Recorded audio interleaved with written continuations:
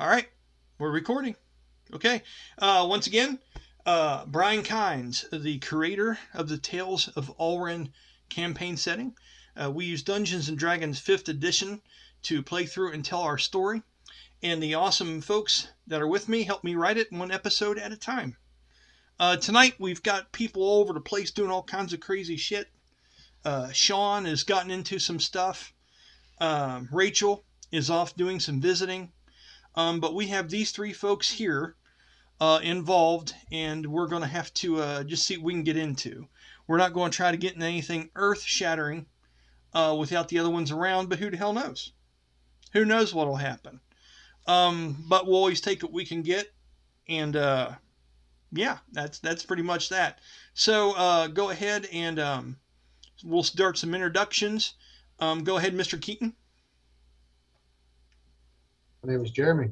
I will be playing Brahmus, which is a warforged seraphim piloted by a human spirit by the name of Merc.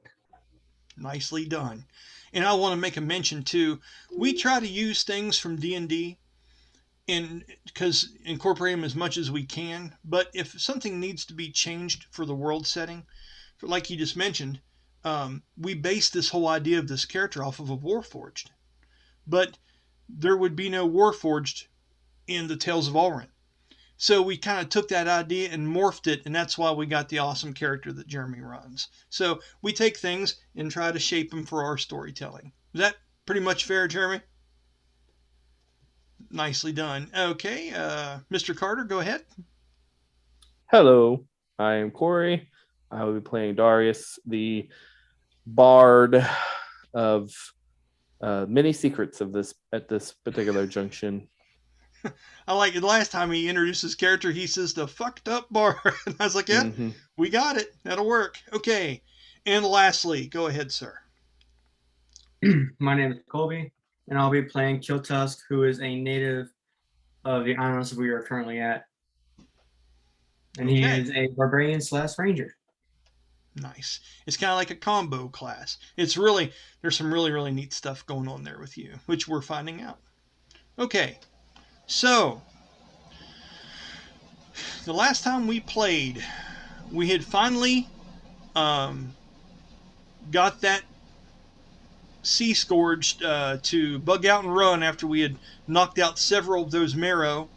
Everyone had a hand in killing several of them. Not a whole lot of injury. Everyone handled themselves pretty well, and especially Valdera and Silowin, which were sucked off the damn ship by that big old celestial shark spell. It was ridiculous. You didn't think you'd ever hear all those words in one sentence. The celestial shark spell that teleported me underwater. But everyone seemed to come out fairly decent. And it was still pretty early in the AM. This was about 2 to 3 AM. People had started to get a rest, but got interrupted in the middle of it.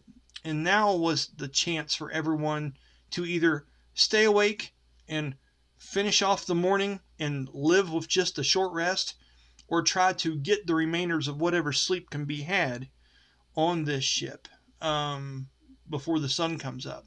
I remember that Jeremy had said that Brahmus would go ahead and stand back by the front of the ship. You had made some adjustments to the way you had done it earlier, and I'll go through some of the personal messages that I sent you about the transformations that Merc has went through since all this started. Corey, I'll have you give me just a little refresher here in just a moment as to where you were going after all this was said and done. I remember you had a conversation with Aeolus talking about he's glad you woke up when you did. You guys shared a few kind of cleverly placed words back and forth, kind of playing mental chess with each other a little bit. And I remember Killtusk had began to answer some questions, and he made it known to the group, and if I'm mistaken here, stop me, just raise your hand and be like, bullshit, Brian. But I remember you saying that there were originally 5 members of the Atlati Warriors, which is what you are. You are an Atlati Warrior. And there were 5 of them that were out on this particular continent. And they were looking for clues to this ancient ruin that is supposedly supposed to hold some great and powerful weapon that will be able to help you stand up against the Quetzalcoatl. Now, if anyone out there watching these videos knows how to properly pronounce that, please let me know, because I've looked at it and I've tried to find translations of it, and it's like it begins with a Q-U-E. It's like the Aztec ancient bird, and the only pronunciation I could find was the Quetzalcoatl, which makes no sense when you look at the word. So I'm just going to stick with it, and if you guys find something else out, let me know, when I can always change. I've always understood it to be Quetzalcoatl. Quetzalcoatl. And see, it looks like coatl. But when yeah, what do you do, right? So, you had blown out some kind of monster call, Colby. And through the dense rain and the rapping of the waves against the ship and things like that, you only heard 3 replies come back to you. Now, the rest of this group really don't know about all the dangers that are going on the island currently, and we'll reveal those things as we get further into this. If I could, when you have downtime, I would like to suggest that you give a read to those papers I have done, and that will explain to you the kind of dire crap that you're going through currently. Okay? Has to do with the lizard folk. All right?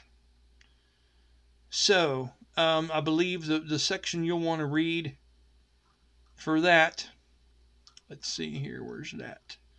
That's going to be under the Taluha, T-A-L-U-H-A.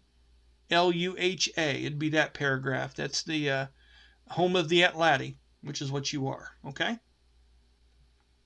Okay. So, we'll pick up there. Corey, what else was it you were doing after you had spoken with Aeolus and things like that? Do you remember anything, any goals you had, or the next thing you were getting into? Yeah, I mean, Darius basically had the conversation, with the native here about the safety that they would have with this boat docked where it is, with that sea scourge coming out, and everyone was pretty adamant that it was safe, but he, isn't sure he agrees. So he definitely wouldn't go back to sleep. Okay. Also knowing that, the dream he had and whatnot, like it weighs heavily on his mind. So I'd imagine that he would partake in a little bit of bar action slightly, and they kind of like do as much as possible going around the ship, kind of getting a lay of the land, understanding how many people there are. He's basically surveying the potential that this ship is going to have to get him where he needs to go, versus him making his way he has a goal. Will this ship get him there, or does he need to go elsewhere? Nice. Well, I'll tell you what, with those things, let's go ahead and start with the first one of those that you came up with, which was the Dragon's Belly, which was the place where everyone had been performing, and this is pretty much the bar, or that kind of what Aeolus likes to call the tasting room of the Lilung, the vessel. Let's go ahead and start you down there. Just for the hell of it, roll me. I'll let you do either perception or investigation on your way down there, as everyone's trying to find their spot for the night. Yeah, it's both the same. So that'll be a 19. A 19's good. And just for the hell of it, Jeremy, roll me a 1d20. 20, it's fucking just pouring down rain still. And a 1, and it's let up significantly, but still barely raining.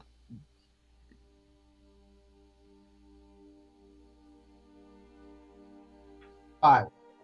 Okay, so we have a steady mist of rain that's still falling. Like I said, because of the dangers that we had earlier, Darius, you're noticing that a lot of people are sleeping down in the belly of the ship instead of up on top, as they were before. You would see Silouan wrapping up her own blankets and taking down the hammock that she had hung up. And as she does, she has her helmet down on her side, her hair soaking wet in her face, and she gives a remorseful look over to Brahmus, that's still standing out there, that's still on watch in the front of the ship as if none of this even happened. And there's a sadness to her. She tucks her helmet and looks at it, and you can see one of the wings on it, where she's designed to look kind of like a wyvern, has kind of broken and went sideways. And then she looks at it for just a minute and kind of wrestles with it and tries to move it back into place. And as she does, a piece snaps off in her hand.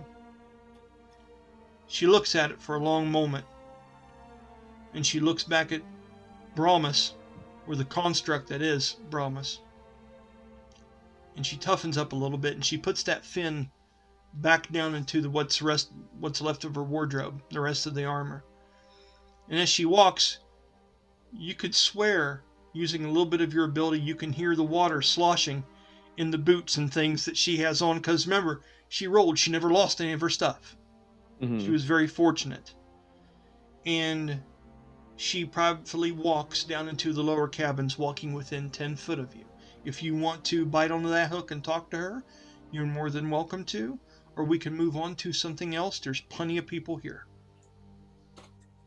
Solomon's the one that Rachel plays, right? Yes, she is the one-winged avian, and she's the one that is the Sky Lancer, and she dresses herself in a wyvern-like homemade armor that is medium to look like one of the creatures that attacked her. So just for the the sense of how I would like if I weren't here, I'm not gonna Corey the player is not going to have Darius interact with her, because I know I would want Darius to have I would want that ability to do that myself, for a player to player interaction. Yeah. Type of vibe. What I would do, however, is kind of as she's walking by and away, I would like to incant a little prestidigitation to soak the water up inside of her shoes and, kind of help her, at least feel a little more. I have a question or two as you do that. As I like to do in our game, I know that spells like that just seem to go off just fine. I'd like for you to do me a spellcraft check, which is a 1d20 plus your modifier if you were like a DC modifier. Okay, so the spell attack bonus? Yes. That would be a 10. Total? Yeah. Okay. So this does the base minimum of what it's supposed to do in the description. So you describe this as you're getting rid of some of the water. Does it find its way out and it's oozing out of the boots and it seems to leave her hair to a degree, or does it evaporate? So, prestidigitation, it cleans an object about a cubic foot. Okay. So, I would say if it's doing the bare minimum, the best it's going to do is stop the sloshing from her boots. Okay. But her clothing and whatnot will still be soaking wet. You audibly notice the difference, but she does not notice it, as she is focused on possibly Brahmus, and she walks on past you, and she looks over at you as if a weird feeling has come over her, like she should know something, but she doesn't quite catch on. She just gives you a nod, trying to look tough, but she doesn't pull it off the best.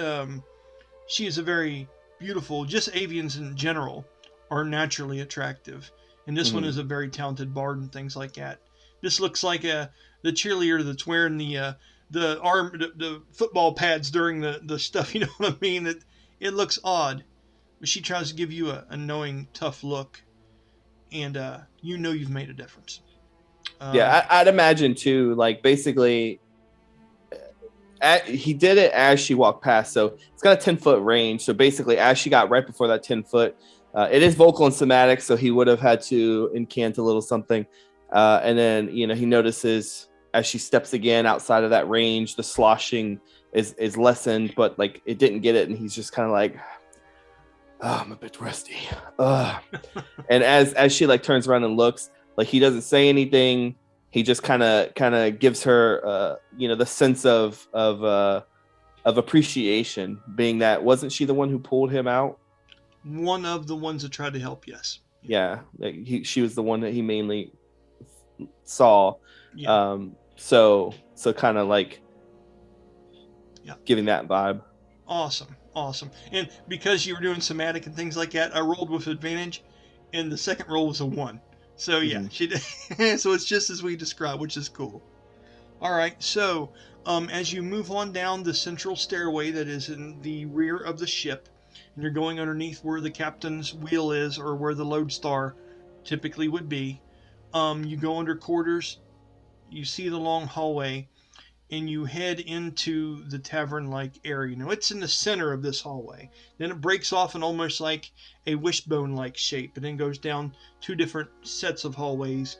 Those are where some of the more higher-ups like Dahan, Medelia, the other people that are crew members on this ship call their own place.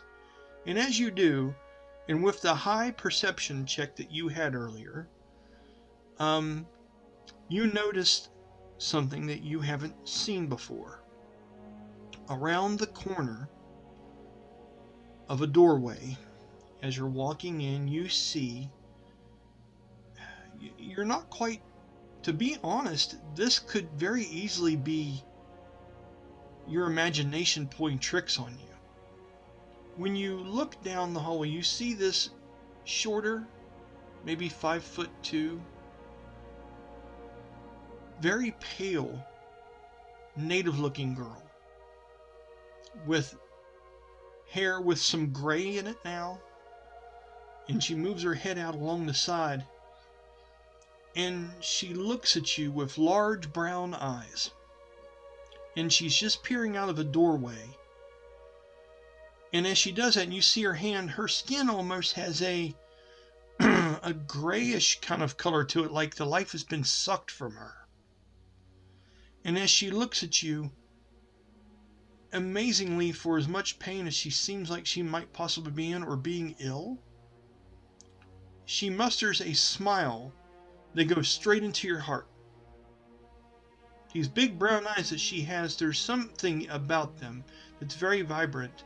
And as she does that, you hear a stronger, more dominant female voice being like, you need to come back. And as a hand goes over her shoulder, a much taller, stronger, sturdier, long, dirty blonde-haired woman dressed to be a paladin, with a large flail hanging at her side, looks over her shoulder and looks at you intently, without an ounce of fear, and looks, if looks could kill, I'd have you start doing death saves. And as she says, come back to bed, Oma. You're not ready yet. And as this blonde-haired woman pulls this other girl back, she opens her lips just so slightly, as if she was going to say something to you. But the stronger, what seems to be the dominant one of the two in that room, pulls her aside, and the door shuts heftily. What do you do with that? Or you can continue on. I just want to get your reaction. Well, I feel like Darius would definitely kind of look the girl up and down, being that she looks kind of ill and whatnot. And, he's seen a many of people, fall ill to, different things. And, it's one of the reasons why he studied, in the college and learned some healing abilities. And so he'd want to get a vibe, like, does she look like she's like dying, or does she look like she was dying and is looking better? Roll me a history check. Ooh, that's a soft 20. Nice. Jeremy, just for the hell of it, roll me a DC of a 1d20, please.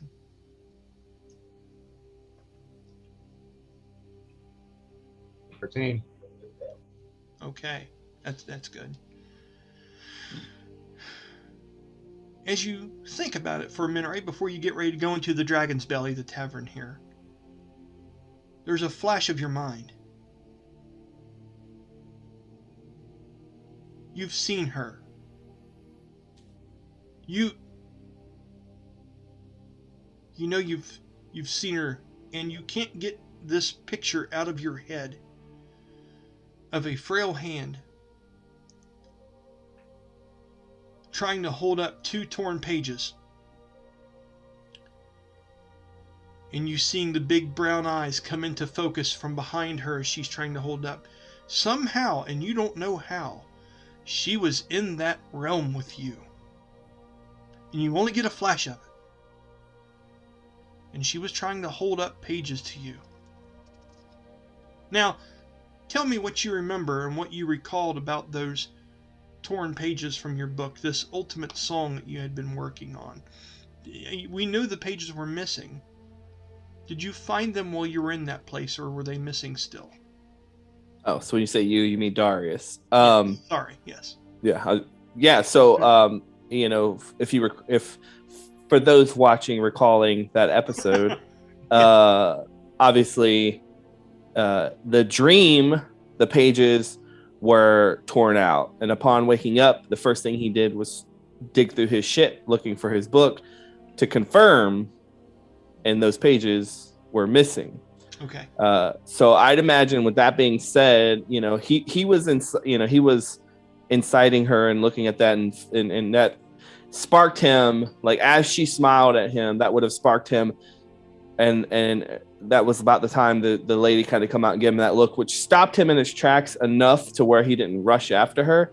But as the door closed, like, he would go, wait a minute, and walk to that door. Okay. And knock. He wouldn't like bust it up. He would just knock on it. Just. As you do, you hear an audible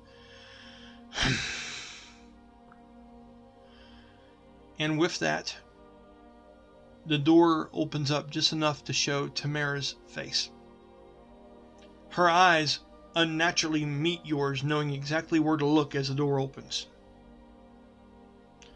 You can see in the background, you can see Oma, or this person, easing herself into bed. And she's not looking at you. Her eyes are closed as she's in a bit of pain.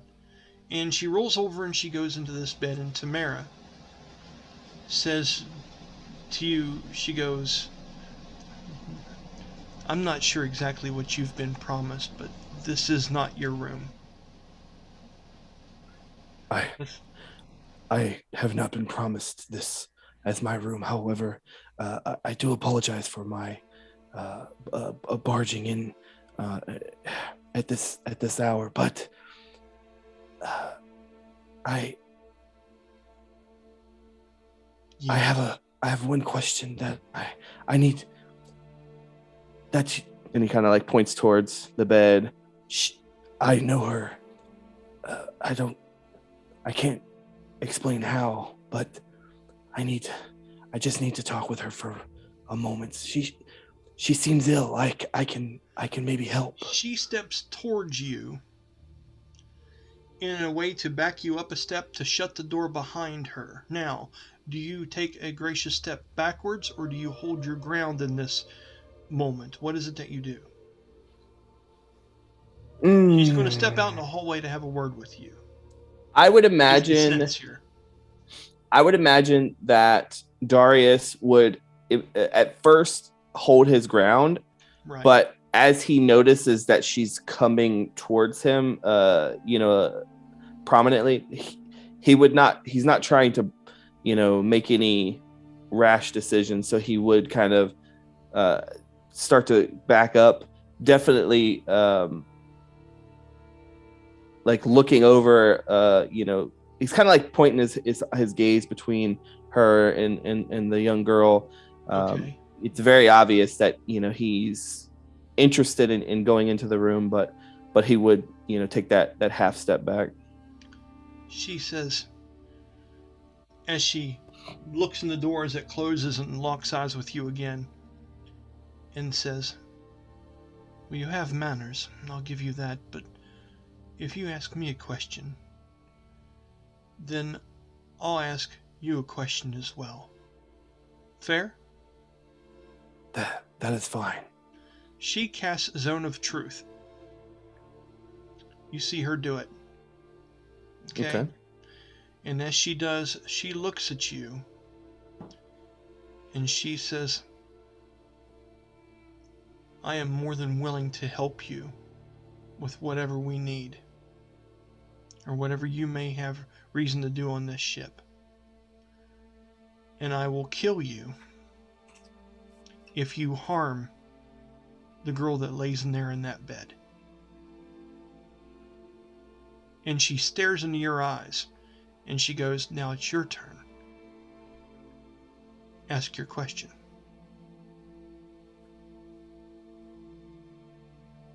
Was she in that place? Was she also pulled out where I was pulled from? She shakes her head yes before you even finish the words, and she goes, she was. She is one of the most spiritual and innocent people I know. And if it did that to her in just a matter of moments, how the hell are you standing? I have a problem with people that embrace the darkness that surrounds them. Okay. And she's looking at you intensely. So correct me if I'm wrong. Zone of Truth, there is a save, right?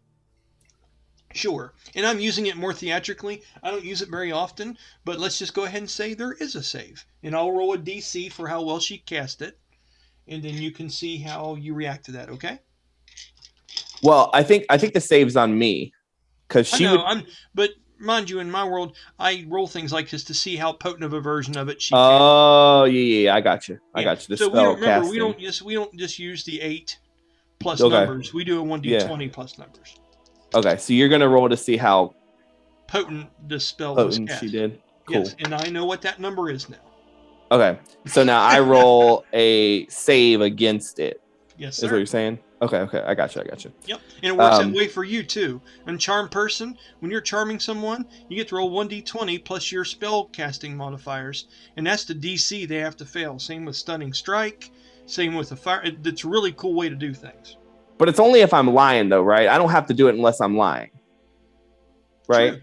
True. Okay. So I'll roll if I need to lie, but he's not gonna lie. As per Zone of Truth too, you can also opt to not lie but skirt the truth. But I think you'd have to do a deception and all that. Yeah. Oh, okay. I'm trying to think because I don't think it was written up in there. How long was he in there? Like, I don't think we put a timeline on it. You can tell that now that you're outside of it, it is not the same time of year it was when you went in. It has been months. And it all comes to you in bits and pieces, and you are just now in the very early phases of trying to figure out exactly how long you've been. The only thing that really keys you in on this is the season, and that Bastille, Danny's character, mentioned that he knows somebody that you knew when you guys had that brief, but you really weren't able to tell time from that. You're not quite sure, Darius. It's tough. Quick clarification too.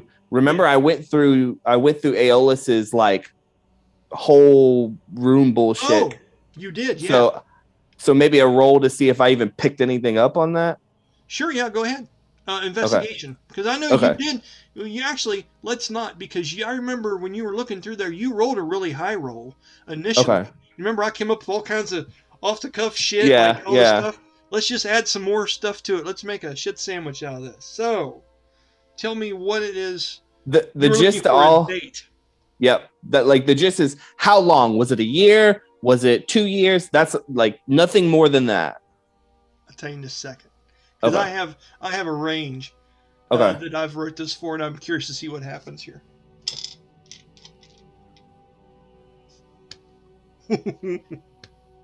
No shit.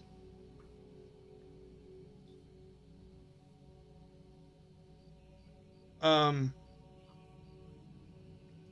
2d12, double 11s. You've almost been gone for 2 years. Okay. And when you see that, isn't that great? At 1d12, 12 months in a year? Why the fuck Yeah. not, right?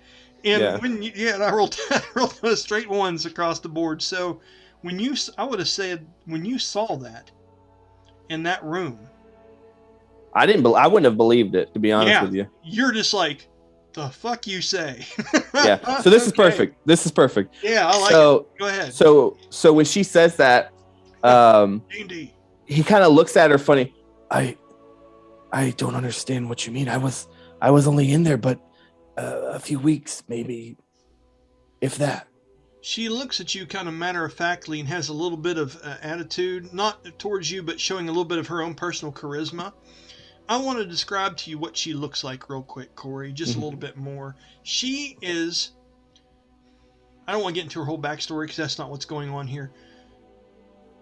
She has a attractiveness to her that she tries to keep hidden through her toughness. She would resemble Clarice Theron. Okay? She has a very stone cold kind of beauty about her. She can look like she could be a villain just as easily as she could be a heroine. Right. And the way that she keeps herself, there is something naturally there that is very striking about her. You've written songs about many women. You've performed and sang to many of them. You almost can't help but get kind of lost in her a little bit, even through all this. But she is by no means banking on that. She is scruffy. Her hair is pulled back in a mess and kept in a warrior's knot and hangs down low on her back. Her armor has seen battle. Her flail looks like it would fuck something up. It is wicked and jagged, and yes, and it's a very strange mix. And when she looks at you, as you say that, she goes, I've seen a lot of people worn down. And the kind of wear you have on you, sir, doesn't happen in a couple weeks. Are you okay? And she says that concerningly.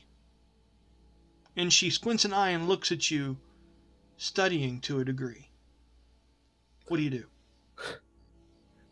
I guess the dates in your captain's room were correct. Then that means I've been gone for almost 2 years. Her eyes get big. I won't lie and say that I have seen better days, because this is probably the best day I've seen. Well, I guess in 2 years, but that girl, I think she might have something of mine that I need. She looks down at the floor and she kind of bites her lip.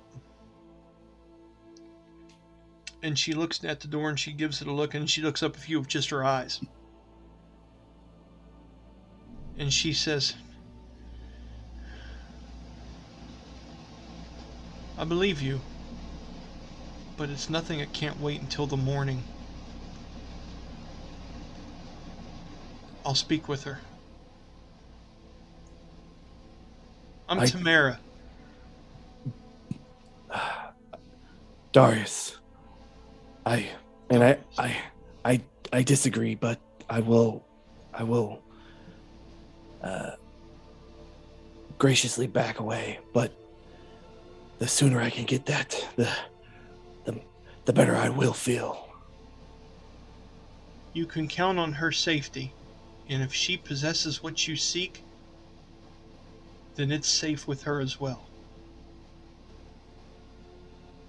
Come find me in the morning. I will do that, Tamara. Thank you. And he'll like get out of her way, knowing that like she's Okay. And now you have a reason to drink. Yeah. Right? Okay, Oh yes, for sure. In that moment, you're headed to the bar.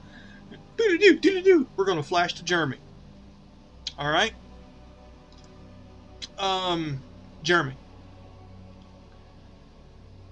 Tell me about where Merc is inside of Brahmus, and we're going to talk about your little discovery a little bit, okay?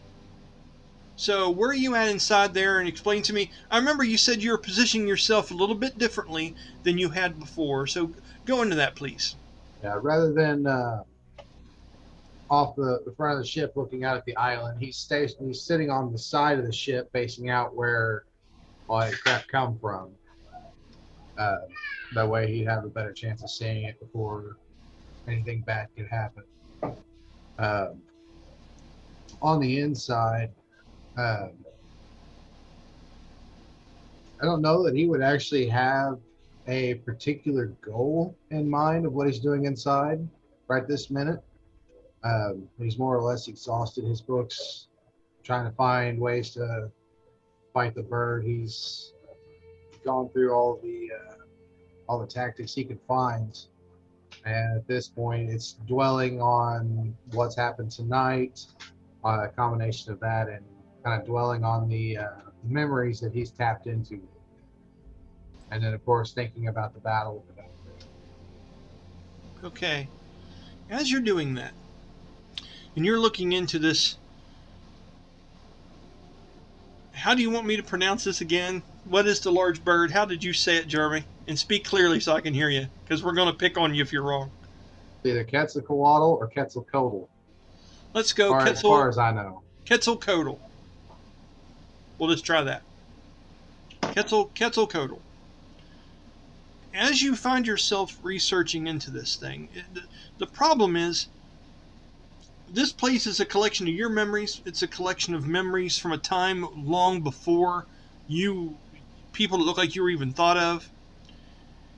And you've also often wondered if this thing doesn't draw from what's around it and evolve.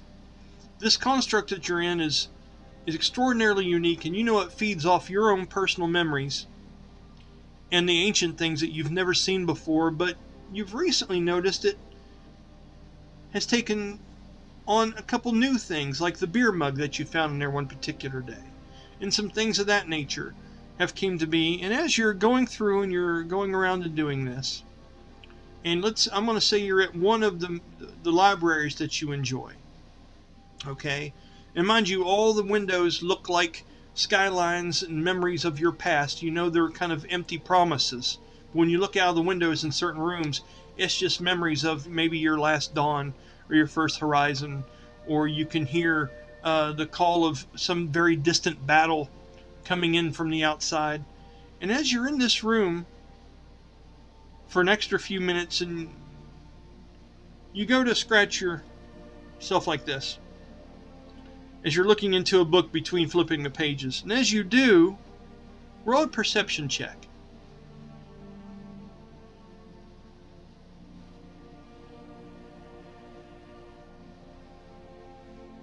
$17.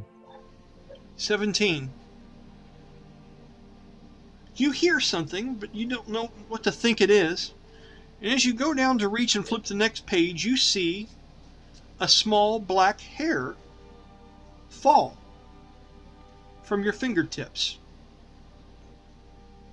And it's in a half C shape. And you look down on the book that you're reading, and you look at it with your finger. You have a beard. It's not long, maybe half an inch to an inch. You have a beard. You've not evolved as a person since you awoke in this thing hundreds of years ago. What do you do?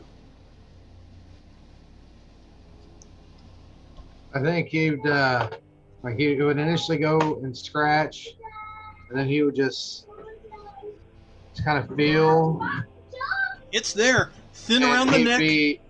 be in like almost a state of shock that it's been so long since anything, any kind of change or anything has occurred to him. When you touch your hands to your face like this, you have a quick little flashback, Jeremy. You've had hands on your face like that before. When you do, you get a flash of looking into your fiance's eyes. One time, before you were headed off to war, you had been attempting to grow a beard, but you were young and you couldn't do it very well. And she had put her hands on your face and caressed you. And she said that, she didn't care for this very much. This isn't you, and she didn't want you to lose the innocence that you had. And that was where you had gathered your strength from. And in that moment, and I'll just give you a brief on this, I'm going to let you create a memory from scratch right here, okay? When she says that to you, you know that back then you were growing this thing because you knew the trail to the Mountain of Tears was a long, cold, and harsh one. There'd be days where you were in the sun quite a bit, and the wind could be very bitter and cold because of the always swirling tunnel of wind that encompasses the very top of the avian city, which is what protects it. Okay? So you were growing this thing in an attempt to protect yourself from the elements. So in this memory, Jeremy, as she pulls her hands away from you and is looking at you in the eyes, what is it you remember saying to her? As she says, I don't know if I care for this version of you. This isn't who you are.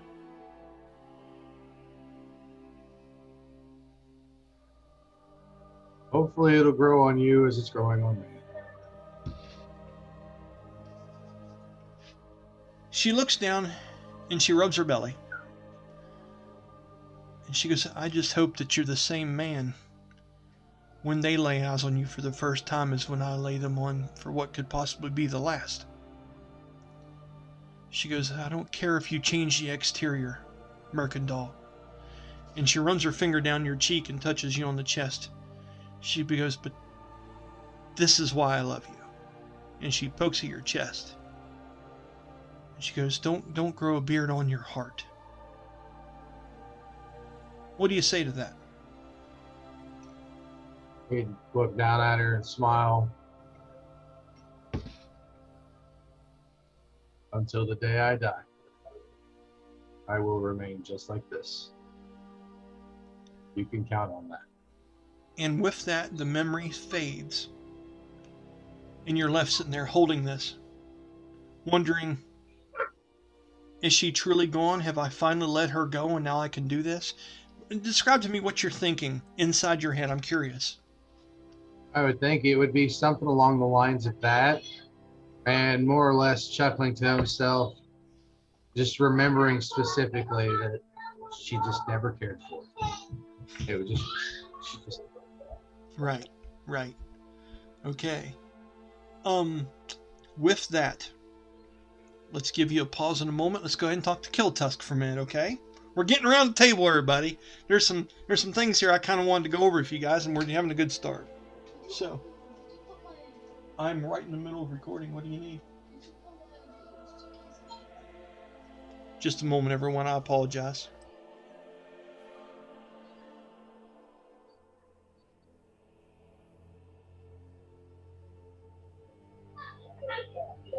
Okay.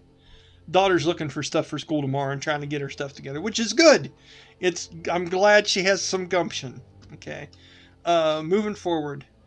Killtusk. Talk to me a little bit about what you were doing at the end of the last episode. I remember different bits and pieces, and I sometimes I go back and I watch the last half hour. Today I was very busy working on some things. I did not get a chance to do that. So even if you don't remember exactly, this is a chance for you to kind of recreate those last few moments there. Remember that you blew out the horn, you got the call back from everybody, and knowing that only 3 of 5 sounds were made, I think we ended it damn near there. So what was your reaction to that. And mind you, you can ask me who's around you. You literally can do whatever you want to here. And if you're not quite sure, I'll narrow it down to some options for you, okay? Yeah, so I want to say Killtusk is gonna feel a little worried knowing he only had three replies back to his call that he sent out. Mm-hmm. You hear the forest in the distance. You hear the little groaning and moaning sounds of beasts and creatures that you know are out there lingering. Now, you know that your people are capable. But the other two, and it bothers you that you can't tell which two are the ones that didn't call you back. You don't know. You just know for sure that there's one in particularly that you really, truly do wish is still out there. Probably the best one of them. Do you know which one I'm speaking of just off the top of your head? If not, that's fine. I believe... Go ahead. Is that the leader you're talking about? Yeah, there was a female, and I'm getting ready to find her name now. Shakoma. There was one of your kind, another Atladi warrior. Her name is Shakoma. She was a beastmaster, similarly to like you were. Mm-hmm. And she was the one that had that large wild boar that she named very ironically Rowdy. Mm-hmm. And you know that if she is still one of them that's out there, then there's a chance that you'll be able to find the ancient tomb of Dran Tondo. You remember that warrior's name, correct? Correct. And Dran Tondo is said to be the one buried alongside and is keeping this gift that you believe would be the weapon that could take down this creature. Roll a history check for me.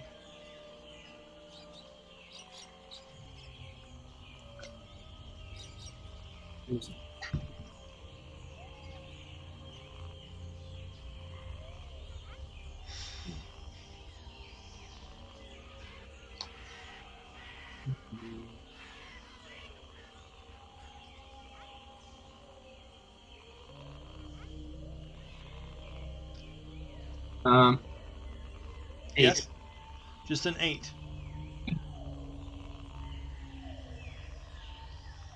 You seem to get lost in thought for just a minute, as there's several different people on the ship that are now starting to pack up and get under as the rain has let up for just a minute. With that, some folks that were hiding underneath parts of sails, people that were hiding underneath ledges and things, take that opportunity to start moving underneath the ship and get their final rest. You would see Darius, Corey's character, making his way under decks. You would see Silowin packing up all her things. And you would see the very statuesque Brahmus, this living construct and possible symbol of something you've seen deep inside these jungles, standing out and watching once again off the front of the ship. With all that being said, and you just being very uncertain as to how to even begin to go out there and help them, you've been looking for a solution to this forever. And finding these ancient tombs, and finding this sacred weapon, this gift, is the only thing that you can fathom. But you don't know anything more about it than that. They're out there searching with very limited information. Okay? With that, you would see a tall, handsome man with a kind of a devilish charm come up to you, and is Aeolus, the captain of the ship. Okay? As he looks out in the distance and hears the different roaring breaking through the sheets of rain that were coming down, now it seems to be silenced a little bit. He looks at you and he says, Well, and he's nervously trying to convince you of something, Killtusk. As he looks you up and down, he goes, I'm sure they're fine. I'm sure they take cover just like anyone with common sense would while they're out there. Even monsters have to rest, right? And he kind of holds a finger and points at you, kind of humorously. What is Killtusk saying to him in this moment as he's trying to lighten the mood and reassure you that they're going to be okay for the night? He's not doing a very good job of convincing you of this because of a natural 6. You can tell he doesn't quite believe it himself. What are you saying, Killtusk?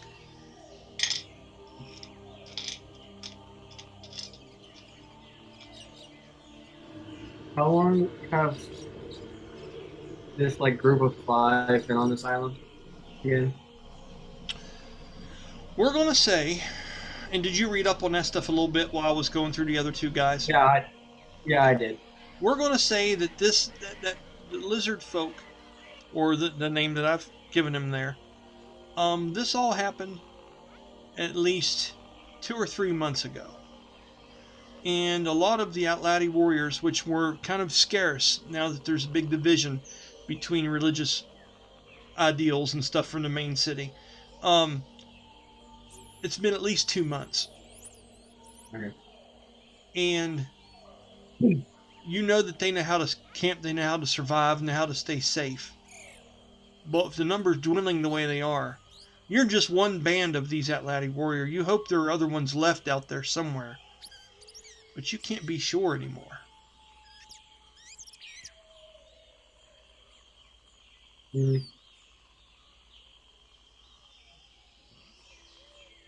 want to say in the sight of, even though Killtusk might consider him an outsider, even though seeing how he used to believe how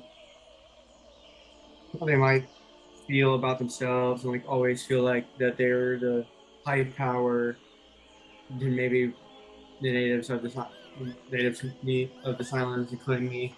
Okay. So like out of like, I want to say pity, it's instead of like trying to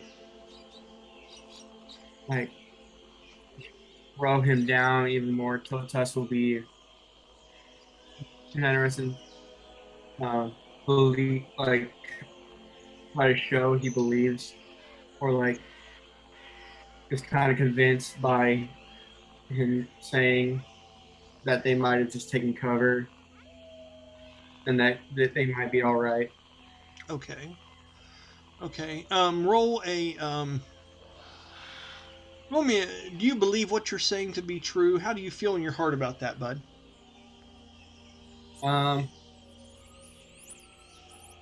Since they've been there for 2 months, I want to say he at least wants to believe it, even though they have only been there for a short period of time. That they could have gotten used to lizard folk and maybe like how they know. Okay, roll me a performance check. Hunting. Well, what?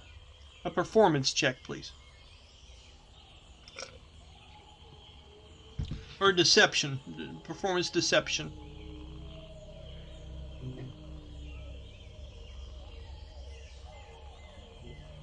So 19. Is 19 the base of it plus things? Yeah, 19 is the base. Okay, that's enough. That'll work. Okay. He sees you say this strongly back to him, which you can see him raise his eyebrows in a bit of surprise. He didn't quite believe what he was selling, and you come back with that kind of comment. You know, you believe they will be safe. They know how to survive out there. They found places, and he looks to be a little bit impressed by your will and determination. Okay. With that, he gives you a look up and down, and he can see that you're hungry. He can see that you haven't been treating yourself very well lately with just taking the rations and things that you can from hunting and things out there in the wilds with no major home. He says to you as he puts a hand on your shoulder and extends his arm out to beneath decks. He says, "If you would wish, we could have a meal prepared for you below decks out of this rain. I don't know how you people keep from getting colds." He says, "But please, just the least I could do. You helped me keep the Lylung in one piece after all." And he kind of taps his foot, hardly the heel of his boot, on the thick wooden floor of the ship. He looks at you and goes, "The least I could do is give you something already prepared for a change." As he looks at you and looks at your ribs and the outfit that you have on. Are you currently wearing one of your panachos, or do you have it taken off? I want to say with Killtusk, like, that he has it on right now, because I know he had it on when he was climbing up above the ship Yeah. to see who all came on that ship. So I want to say, like, he accepts the invitation to go inside. Okay. But as he goes inside, he takes his pancho off. Okay. As you do, and you place it and hang it around a series of belts and straps that you have around your waist that connects the bottom part of your custom-made armor from your top, and it hangs almost like a sash down from the side. It's the equivalent of the 90s grunge guys tying the flannel jackets around their waist. It's practically what it is. As you do, and Aeolus walks that direction, he kind of leads you and escorts you into the lower part of the ship. You've never been inside of a ship like this. The only kind of things you have are just kind of like canoes, maybe things that have some kind of shelter on top of them, but nothing this extravagant. And as you go down in here, this looks like a temple that sails.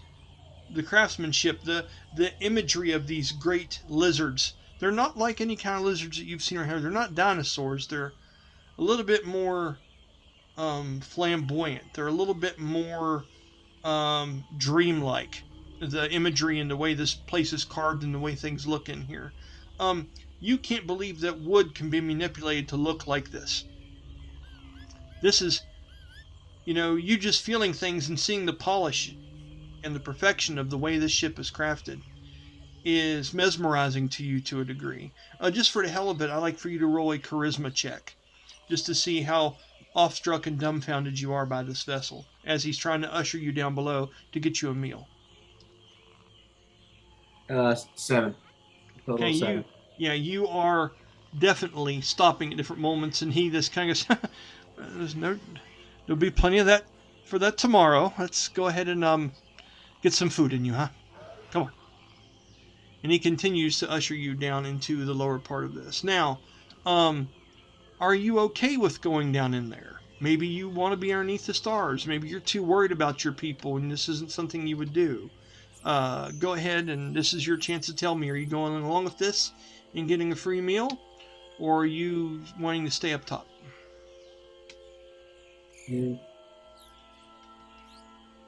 Knowing how he has been eating for the past few months, he feels like it's a good thing to have like a good sized meal. Okay. But he wants to be like have the meal and get back out there so he can like be out under the stars like he normally is. Okay. That's cool. It's a nice compromise. And it's okay. Well, with that then, as you go down underneath there, we're going to go ahead and go back to Corey. You went in there, you were just now getting ready to head in there as the door once again opens behind you, Corey, and you see Aeolus ushering in this tribesman, this Atlati warrior from these islands. He would be looking around, mesmerized by the woodwork and carving. It's almost like he's walking into a man-made cave as he's looking around this place. From your initial look at him, Corey, he, as primitive as this place seems to be, there is fine detail and purpose in this particular person.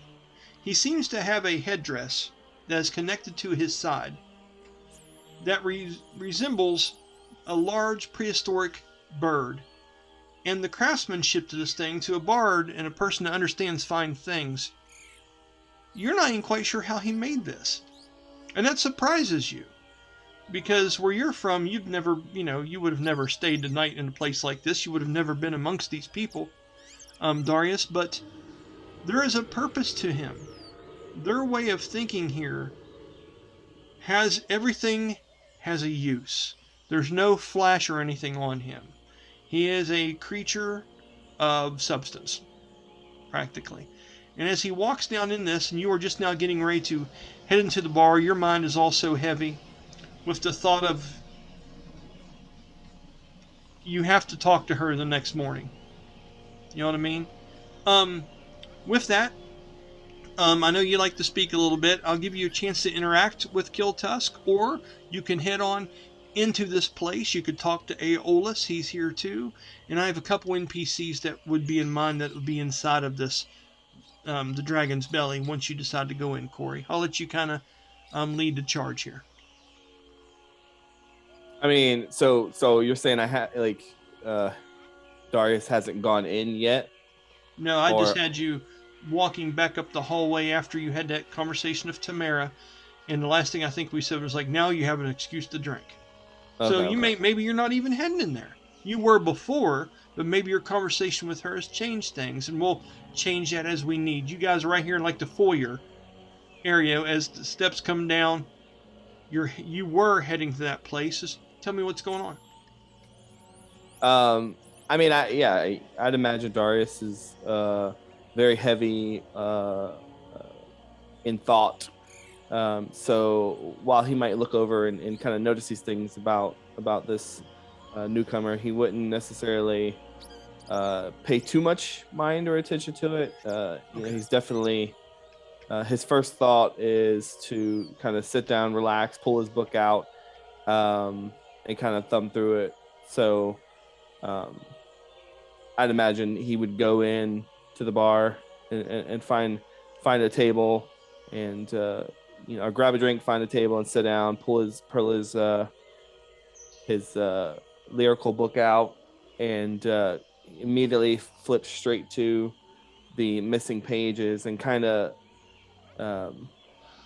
anyone that would pay attention to him would kind of see him kind of going back and forth between the last page before the torn pages and then the torn pages, and kind of like very distraught, and he's kind of going back and forth, and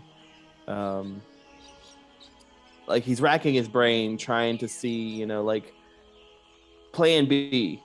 If this chick doesn't have these papers, what other options does he have? So I guess he would be kind of head down and just intuitively kind of have his what is it, a lute? Violin. Violin. Kind of have it, but he's not playing it. He's more like picking at it, kind of like almost like you would like a guitar. So it's like sitting on the table. He's got his left hand flipping back and forth between, and he's just kind of like picking ever so slightly at the violin. That gives me plenty to describe to him what you're doing. Thank you very much for that. As you head into this place, Aeolus ushers past you and heads through a back door of this place. There's a large, like a corner bar. I misspoke. It's probably going to be about 6 by 6 as far as the space behind it. It is in the corner of this place, and a large mast or a structure that would hold up this place, a beam. comes up through, and it has lanterns hanging off us, very well-crafted bronze and iron ones that seem to glow of a unnatural light. These aren't just regular flames. This is magically lit, which is something you're not too familiar with. That usually, if people are going to do a bonfire and do these kind of ceremonies, those are magically lit to begin with from where you're from, Killtusk, but not used in such a minute way. This is an awful use of power to just see a little bit inside of a wooden cave that floats on the water. Okay? And as you see him go back there, you would see Darius's character, Corey's character, sitting there, fiddling and looking through a book. You'd see his mouth moving and maybe the whisper of a couple words, as maybe he's trying to remember something or fill in a void of something he's forgotten. When you walk into this place, Aeolus holds his hand out and he looks at you for just a minute, Darius, and he says to Killtusk, he goes, "Plenty of places to sit here. Enjoy yourselves and play nice, please. Yes, I will be right back with something for the both of you. I enjoy a challenge. Give me just a few moments, if you would, please." And he looks over and he says, "Dantus, please get these two something to have to warm them up for whatever it is I concoct."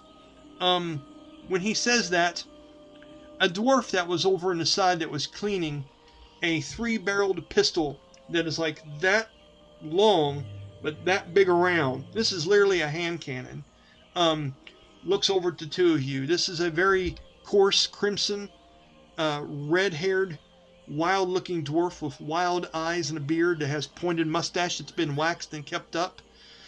He has a thick leather vest on and a pirate shirt that is sewn in the front with the big frills around the neck.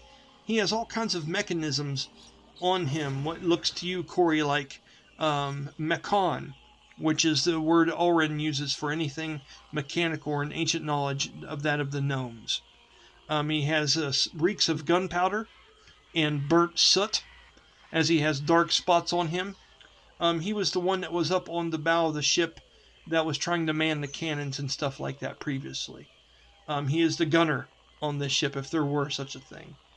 He's extraordinarily gruff in his voice, and as he is finishing cleaning up that thing, he just kind of looks over and cocks an eyebrow over in your direction, Killtusk. Corey, I'm not going to say you notice him much because you're studying. Okay? With that, he walks across and he waddles a bit. Killtusk, you know what it's like when you see a warrior that has been injured, and he has a severe limp. You know that he would probably be better suited for staying back and taking care of the women and children than going out on the big hunts. He would not be suited for it. As he waddles his way across there, he grabs a bottle that looks large to him, not so much to you. And he walks it over and just sits it down in between the two of you. It's a dark green bottle, and what comes out of it smells extremely strong to you, Killtusk. You're used to a little bit more natural kind of things. This has a very perfumey smell to it, different than anything you're used to drinking. And he lays that down and he goes, "You're going to have to try some of that and see what you think of it. It does a job. You know, it's not the best stuff, but, what do you expect out here?" He gets lost for a minute as he's looking at you, Killtusk. He looks up and down. That's supposed to be a bird or something? What I don't get it. And he's just kind of curious about you. He's looking you up and down. You find it strange. He's almost like a kid, looking you up and down with that kind of curiosity. What is it that you say to him, Killtusk?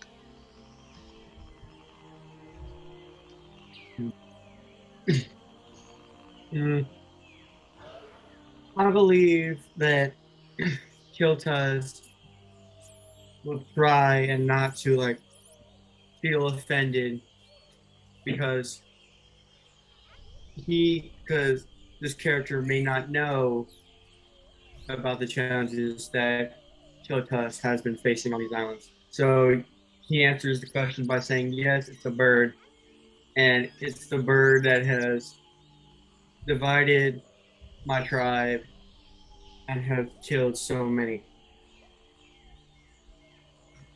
He looks at it, and he looks at you for a long minute. He goes, I noticed you were, you're looking at those lanterns over there. Raises his eyebrow sarcastically. Pretty impressive, right? Right? And he kind of nudges your chair. And he's looking at you, and he's like willing you to agree with him. And he's shaking his head of his eyebrows up. What do you say?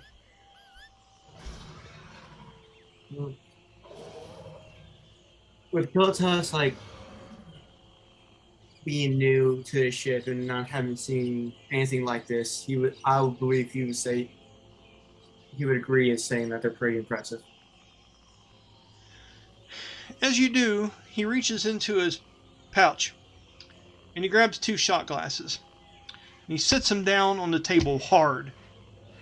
And he looks at you with wide eyes for a minute, and he kind of narrows them. I think I got something you might like. Check this out. He's real excited. In his left hand, he pulls out, and he has a bit of what looks like a fine, dark charcoal-like powder. It's extraordinarily fine. And he takes it, and he holds it from his hand, and he holds the 2 shot glasses there, and he goes, you know how to pour a drink? Pour some stuff in there, however much you think you can handle. They're little glasses for a reason, so, try to use your head on this one. How full are you filling the glasses? Is this with the green bottle that was put in?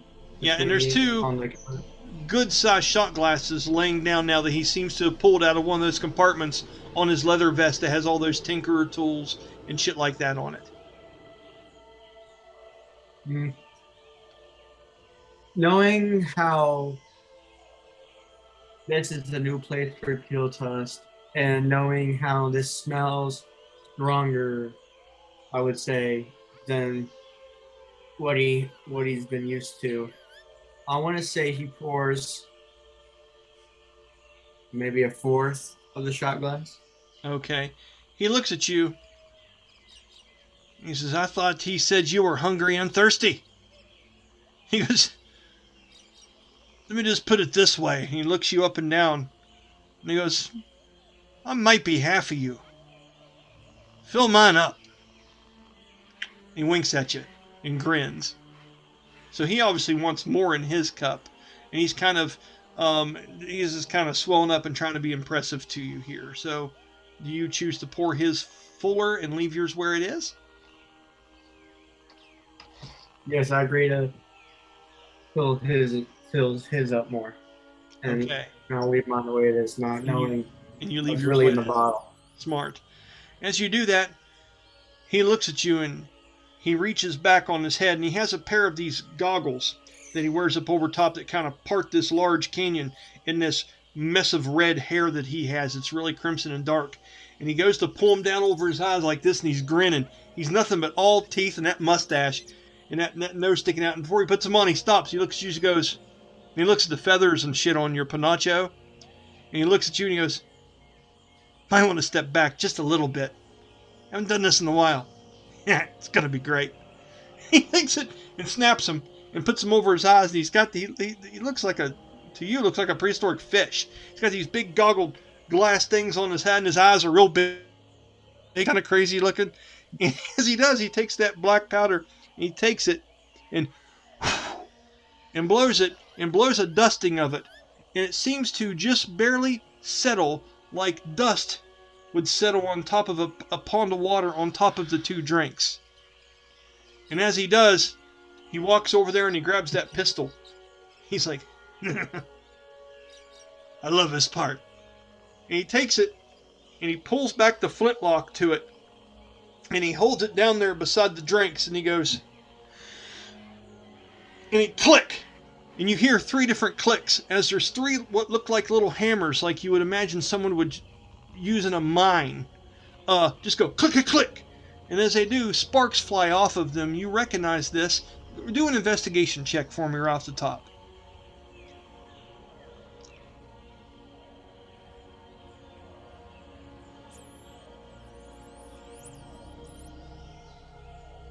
17. Okay, seems to be some kind of like flint like stuff going on here. You know, and you've seen people, you've made the arrowheads, you've started the fires, you understand, and for him to have such a primitive concept on something that looks so shiny and foreign to you is there's a familiarity there, but it's very strange. You know what I mean?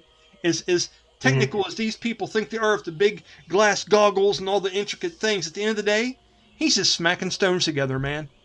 You know what I'm saying?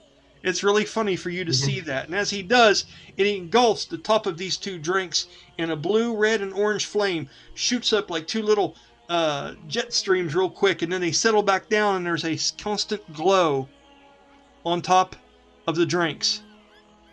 And he looks at you, and he pulls back the goggles. He goes, "That went better than I thought it would. It's not a bonfire, but I figured it'd be it's the closest one I could get for you. Enjoy that, man." And he grabs his and he holds it up and he looks at you for a minute. And he licks his mustache. You gotta guess it's so it doesn't catch on fire. And he slams that sucker back. The flames whip around his mustache real quick and then go out real quick. And as he does, he smacks his mouth like that real quick, and it makes a popping sound. Like he's doing some kind of sound effect of his mouth, you know what I mean? And he, like that, and looks at you, and he sits back and goes, "How you going to do it?" And he's watching you like a little kid again. He wants to see you take this flaming drink. You bet you've never drank a bonfire before, have you? Mm.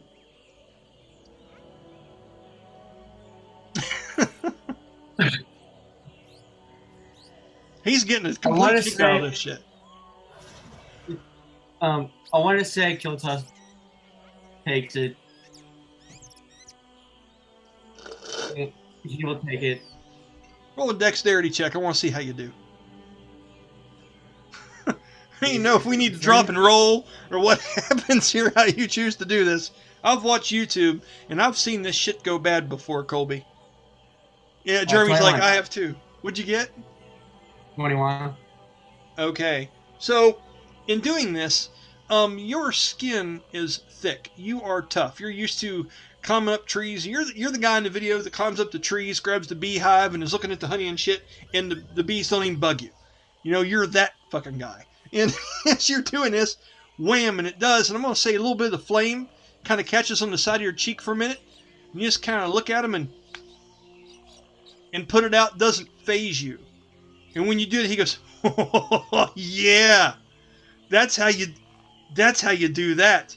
And he holds his glass up and he clinks it against yours real quick. You don't know if he's being offensive or sarcastic or what the hell exactly that is, but he seems to be smiling even bigger that he did it. He goes, "We'll do another one." Corey, at any moment, Darius is kind of hearing this in the background. And when you saw him pull up the gun and the flint, if you want to react to this or interject at any time and let that pull you away from the book, you're more than welcome to. And if not, I'll continue forward. Things to think about. Up to you. I mean, hearing, so you're saying I hear it go off? Absolutely. I mean, you guys sit in the same table. Yeah. And it's like the coffee shop. When you see the guys at Starbucks and they're reading their magazines, they just don't seem like they want to pay attention to shit. But this would be hard to ignore, so you can choose to try to ignore it and just be like, distraction or whatnot, or you can interact. I'm just giving you the opportunity. It's whatever you want to do. Wait, who fired it? Dauntus is the name of this gunner dwarf. He works on the ship. And he's the one that put this black powder thing on top of these two shots. He pulled back the flint from all three of the big barrels on this hand cannon he has. And he lit them off. And it made these little jets of flame.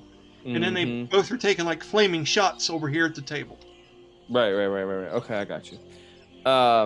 Yeah, so I mean, once like, I assume like it's like that's kind of, and then there's like a little bit of an explosion at the end, a little bit of a pop. Poof, some smoke, shit like that, yeah.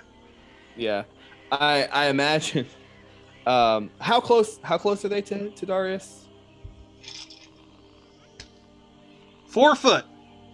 Oh fuck. Right. So D10s don't lie. D10s don't lie.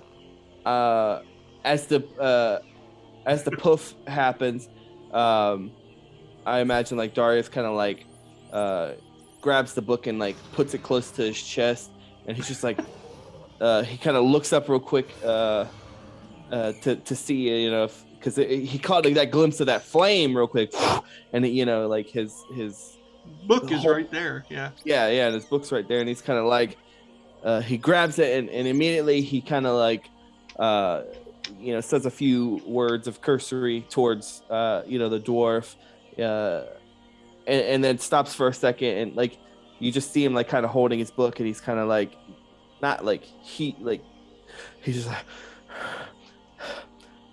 excuse me, I don't mean roll a 1d4 for me, Corey.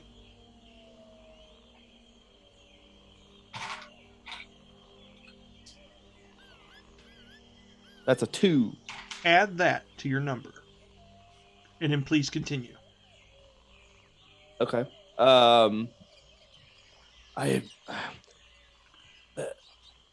This is a very precious book to me, and I could not.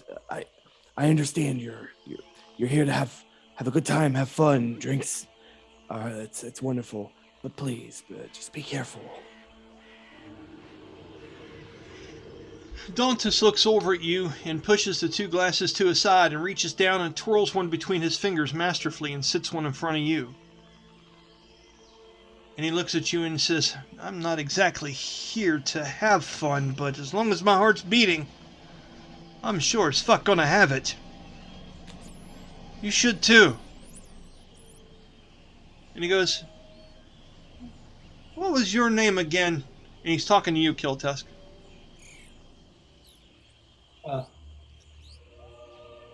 So like everybody can know what he speaks like again. It's in like a deep but in tough voice. Like since I want to say like Tarzan when he first talks to Jane. And okay, I'm with you. Movie, okay. like that. And he says Killtusk. Okay. And he looks at you and he kind of, right, kill Tusk. Got it. You don't know his sarcasm exactly. Darius, you'd pick up on. He's making kind of a joke at the foreigner's expense. As he... Go ahead, what were you going to say? I was just going to say Darius kind of, would follow through with that, kind of like with a slight snicker, as he like slides his book into his journal.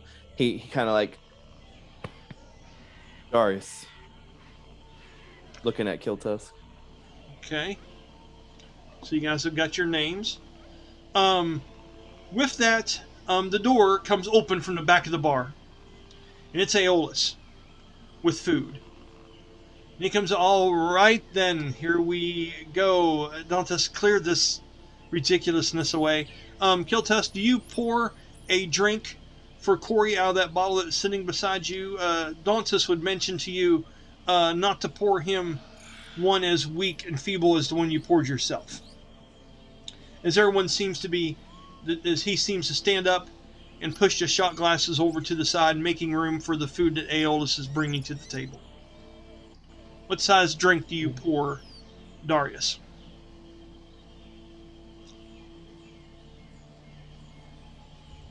I'll help you out there. As you begin to pour it, like as you get to a point where you might stop, Darius just kind of like he kind of like reaches out and taps the bottom of it a little bit to get some more out. Okay. So everyone's walking around here pretty big britches, Killtusk, is what we're getting at. Yeah. This thing holds the equivalent of 3 normal shots. Okay. And he's like looking at you too as he does it with a smile. He's just like, a little more. Right on. As that happens, it seems like what they have brought out is somewhat of a treat. Now, for you, Killtusk, this is a little bit strange, but what this is some kind of bird that has been plucked and roasted. And inside of it seems to be some kind of stuffing and apples and pears. And along the sides of it seem to be dried up fruits. Now, you're not used to things being this eccentric or this sweet or this aromatic smelling, but this smells ridiculous. It makes you naturally look around like you think it's foolish to have food that smells this strong because it could draw things to it. You know what I mean? But here it is, and it looks fucking glorious. I'm not talking a Thanksgiving turkey. I'm talking like a hen or something like that, but you've not seen things done like this before. And it was done very, very well with a nice roll there. With that, Aeolus as well, I'll just leave you 3 to it.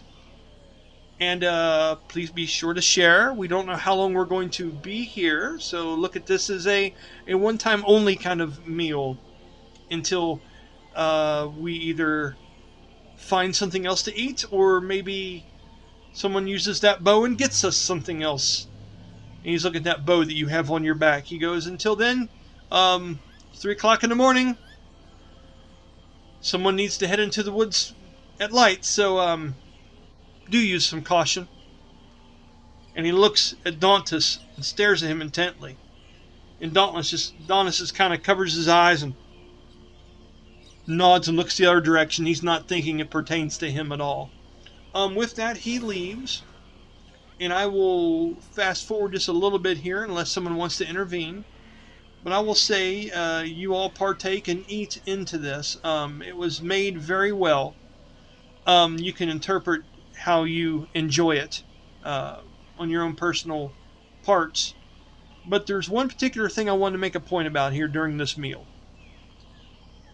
As you're doing this, Killtusk, and you're watching Dauntless get into this and eat, and he eats somewhat of like a slob. More even viciously than some of your people do as they're out there hunting. He's kind of grotesque about the way he eats, and he's all about the food and smiles and has some on his beard. He's not the most well-kept thing. And as you're in here, and you every once in a while hear the distant roar of a creature, or the distance, every once in a while you'll hear the splash on the side of the ship, reminding you that we're only under the illusion of safety here inside of this wooden vessel. You see him tearing into these pieces of meat with his teeth and wiping off things, and you'll hear another distant roar out there. And I want you to roll me a charisma check, please.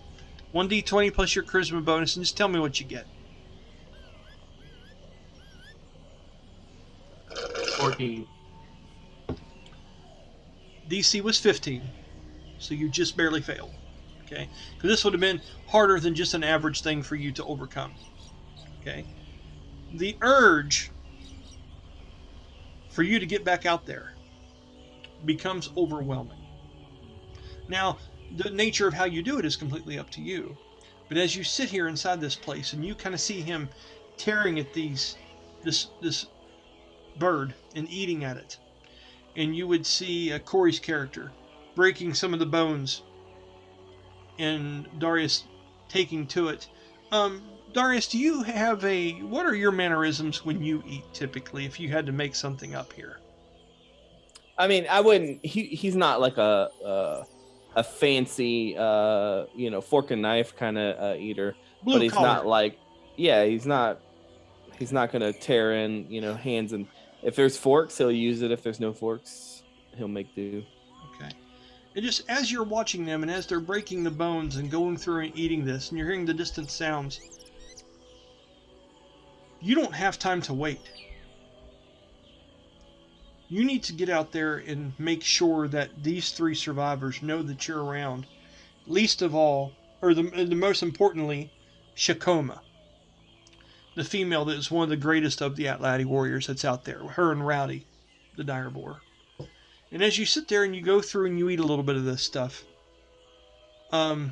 you would be prompted to leave because of that roll, to go in search of whoever's out there, who's left. You know what I mean? You've helped them, you've taken care of their issue, but you have more pressing matters now. So what I'd like to do is this. We're going to take a 15-minute break, okay? And when I pause the video, we'll do like a 5-minute conversation here, and we'll talk about the way in which, and this is just me trying to create something so the players here tonight can get together and be a part of something. Kind of like Corey mentioned earlier, a search party, a scout party. I'm just trying to create theatrics to make that make sense, instead of like, hey, the three of you meet, and there you go. Okay? So with that, I'll go ahead and pause this, and then we'll return in 15, and we'll see what Killtusk decides to do here and how he goes about doing it. Okay, we'll see you here in just a moment. Okay, we're back from our break. Had a chance to bullshit about a couple things. I'd like to start with you, Merc, on the front of the ship. Okay? You know, it's a long way until light hits this place. We're talking about 4 o'clock in the morning now. You've still got some hours, and with the rain still going up and down and fluctuating, it's come over this place, this large storm, the light would definitely be an extra hour off. Okay? And as you have this memory and this thought, you go back to your windows and you realize that you've been kind of self-absorbed for the last couple moments in this piece of a memory.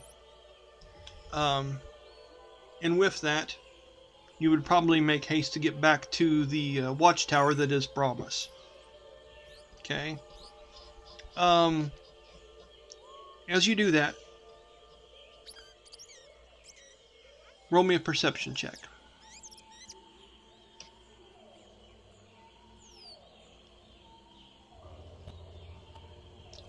With advantage because I have a new beard.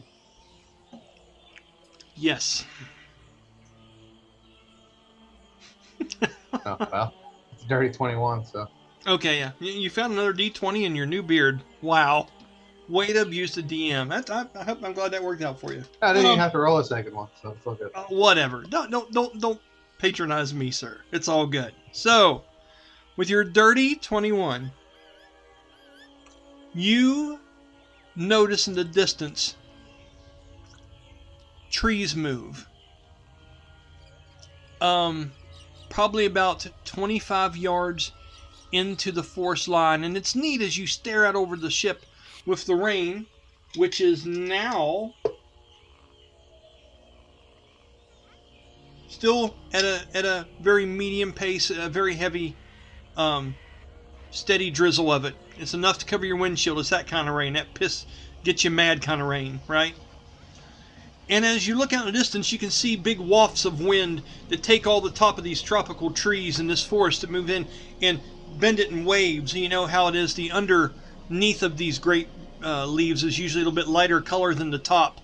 And you see swaying oceans of the canopy of these trees. And then out of that, you see something that's a little different.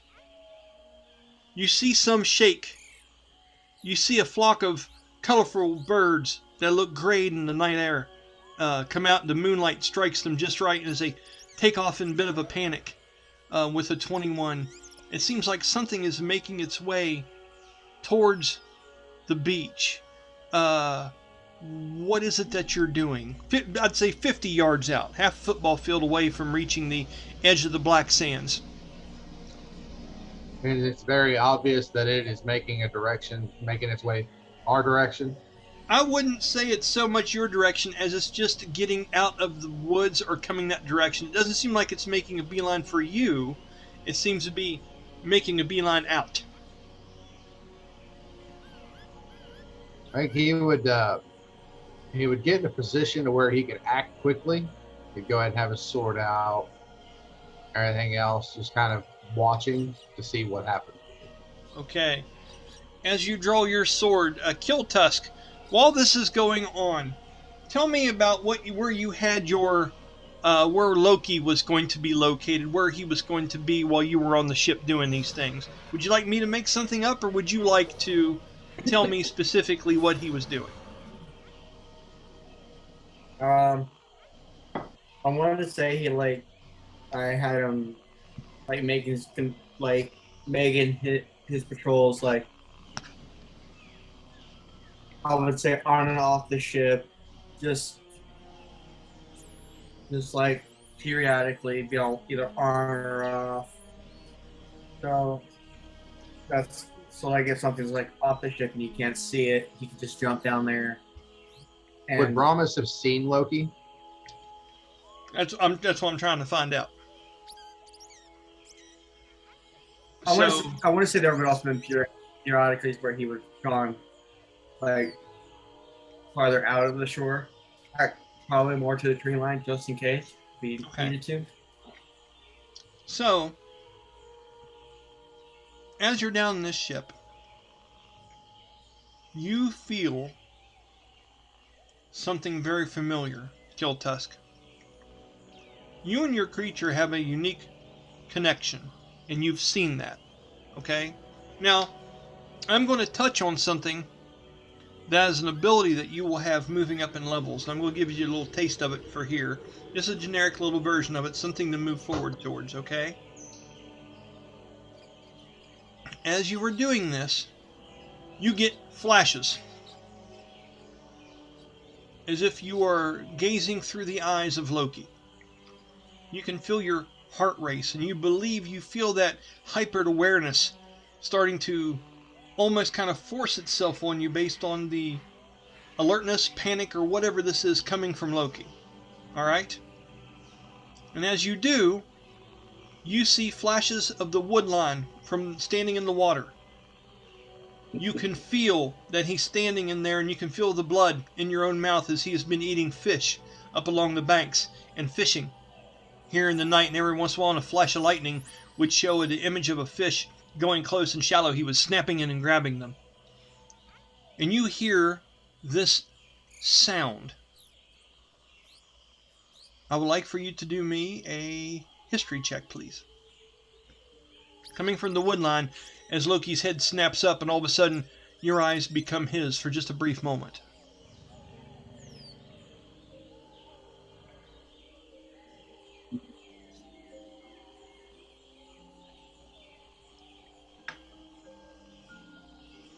Eight. Okay, just an 8. You hear something feral coming from the wood line, and then all of a sudden you can hear against the rain that's not so heavy pouring out there, and between the snapping of bones and the eating and these guys tearing at this stuff, reminding you of dinosaurs tearing into possibly your friends. And that's the emotion that them eating this meal in front of you is kind of triggered in this moment. You with me, Colby? Mm-hmm. That's what kind of pulled you into thinking like they're in trouble out there.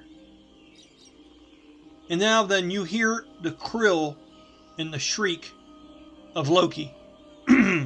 Just ever so slightly. Out on the bank. And that flash that you got just a minute ago lets you know that something is going on that needs your attention. What is it that you're doing?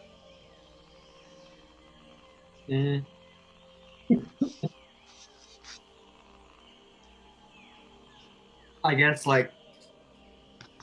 not to startle anybody, especially after what just happened. You would calmly and politely just leave the table and start to head back up on deck. Okay. Roll a performance or deception, you pick. I'm gonna do perception because I have. Okay. In that.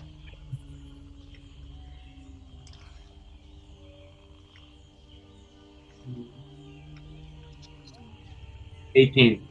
18.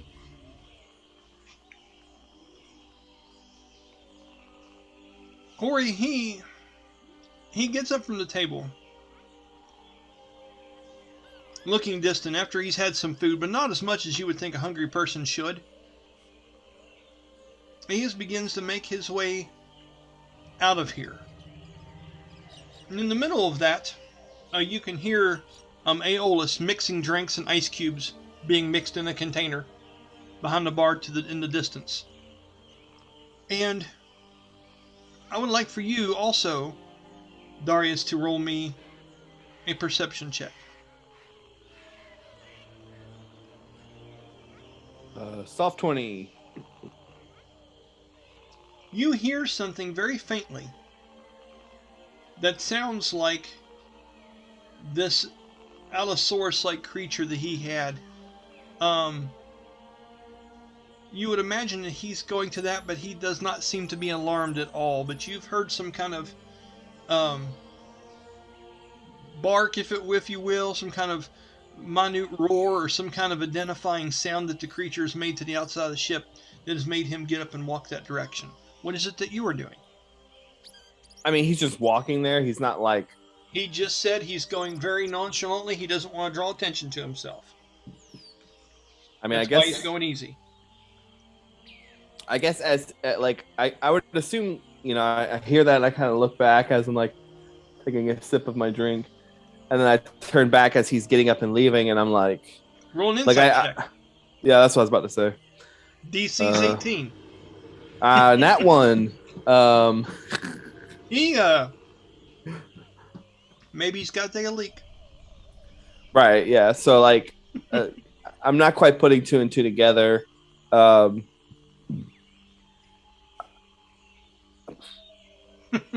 So I would say that, like, as he walks away, I would look over at Aeolus, kind of stand up, walk over towards him, and He was concerned at him walking out the door and you coming up, and he would meet you and say, "That didn't take long. I could have swore from the look of his ribcage he was going to eat more than that." Heading back out into the rain. You can't take Mother Nature away from her children. He's just shaking a drink. Yeah, like, so I would kind of look back at Killtusk as he's like walking out. I must have offended him. Maybe one of my jokes didn't come across well, but was that not his creature making that noise? Should we not be alarmed? He looks at you for a minute. He did not hear any kind of noise, and he looks at you a little bit puzzled for a minute. He goes, "Did you hear something?" I heard what sounded like that creature that was with him. It sounded like a screech or a yell of sorts. I don't know, maybe an alarm. Dantus, for God's sake, don't stuff yourself. Give the shoreline a look and check on our companion, please, if you would. Dantus, right in the middle of taking a bite, looks up and takes it, puts it down on the plate, and half the meat's hanging off his face. He just kind of shoves it back up in there with his palm and finishes up and says, "Yeah, I'll go out. I'm glad I'm one of your favorites." I want to just interject on that scene ever so slightly. Yeah. I would imagine, because out of character, like, Darius is obviously trying to get on Aeolus's good side because he has a vibe that this dude has more information that he's letting out, and he's Absolutely. like, "I need to get on this guy's good side." So as he sees the dwarf's look of like, "Really, bro? Like, I'm fucking eating here. Like, give me a hot minute to take a break," kind of vibe. Yeah. I'd imagine that. Excuse me. That as he goes to put the sandwich down, Darius would just put a hand up, like, "No, I can go check." As that happens, he was getting ready to get up, and he goes, "There you see, he's got it taken care of. He's gonna fit in just fine, he says, and he takes another drink and pours himself one. He goes, and he looks at the bottle, and he swashes around. There's not a lot left in there, and he goes, I'll save you one for when you get back. And he sets it down on there, and he goes back to eating and just loving life. So Darius would just kind of look at Aeolus, give him a nod, walk by the dwarf, actually grab the bottle, down it, and then pat the dwarf on the shoulder as he walks. Now's the time. I get it. I like him. He's all right. And he continues to eat and stuff like that. As you walk out the door that is just now being almost starting to close from where Killtusk went out into it. Killtusk, you walk up onto the deck of the ship, and the rain is sleeting down at an angle, but it's light, but it's thick, and it's covering you, and you're squinting your eyes to a certain degree. Where is it you're looking? Are you searching the tree line? What is it? Where are you going at this point, now that you're above deck? Or on deck? Did you say, like, I got a glimpse of what Loki was seeing? You saw the tree line moving. You saw him drop the fish that he was fishing for, and he looked towards the tree line and seemed to zoom in on it, almost like an Alfred Hitchcock movie, where the background seems to go one direction and in the middle seems to come towards you. And he kind of has a tunnel vision on a grouping of shadowed trees. Are you trying to locate that area? Yeah, I'm like trying to see, like, I was like trying to think if I was able to see exactly where Loki was at in that glimpse, so I know where to look at exactly. Okay. As you do me a perception check with advantage, because Loki saw it also, and you have a clue as to where you're going here. Nat 20. First roll. Nat 20. I like it. With that, you look over to the side, and all of a sudden you can feel your heart start to pound. You instinctively start looking around the ship as a way to dive off or find a place to shoot from for cover. You just find yourself going into your hunter awareness. And as you look out, you hear a loud feral squeal. It's like, like that kind of, right? And you're not quite sure. And as you do, you see a lightning flash off in the distance, and you see the two large tusks of a dire boar that seems to be at least 8.5 foot tall at the shoulder, very heavily muscled on the front, with war paint and things off of it, running in the heavy rain of whites, blues, and reds, running out, just getting it, coming towards the shoreline, sand flowing everywhere, and attached to it are 3 Displacer Beasts that have its claws sunk deep into the rear haunches of it, trying to take it down. Kind of like the National Geographics where you see lions trying to kill the antelope and shit like that. That's what's going on the shoreline. You immediately recognize this boar as Rowdy. And you also recognize, in that moment, as your heart sinks a little bit, that Shakoma is not around. What do you do? You see this too, Brahmus, on the front of the ship. What do you do, sir? Little wildlife for you today. I guess for like knowing that I know the boar and who it belongs to, I guess I would like try to get rid of those Displacer Beasts off of it. Okay. So we can like, I guess like heal the boar and like try to find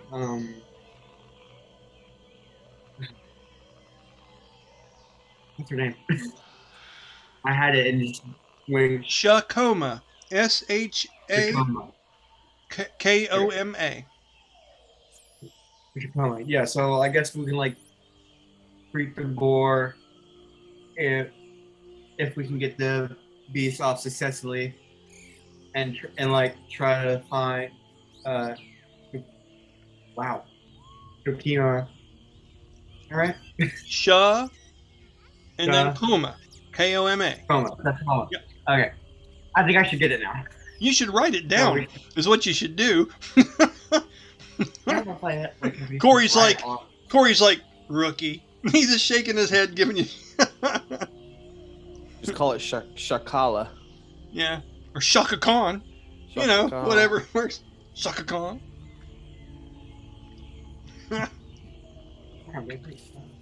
We were all JK? rookies at one point. It's okay. It's all good. That's what?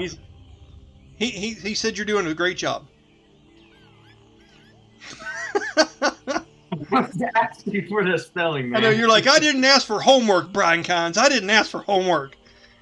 It's all good, buddy. This is Sunday, for God's sake. It's all good, buddy. I came to roll dice and get my ass kicked in a fight. Looks like we're almost out of dice. My dice beat me up enough already. It's all good, man. It's all good. So, what's her name?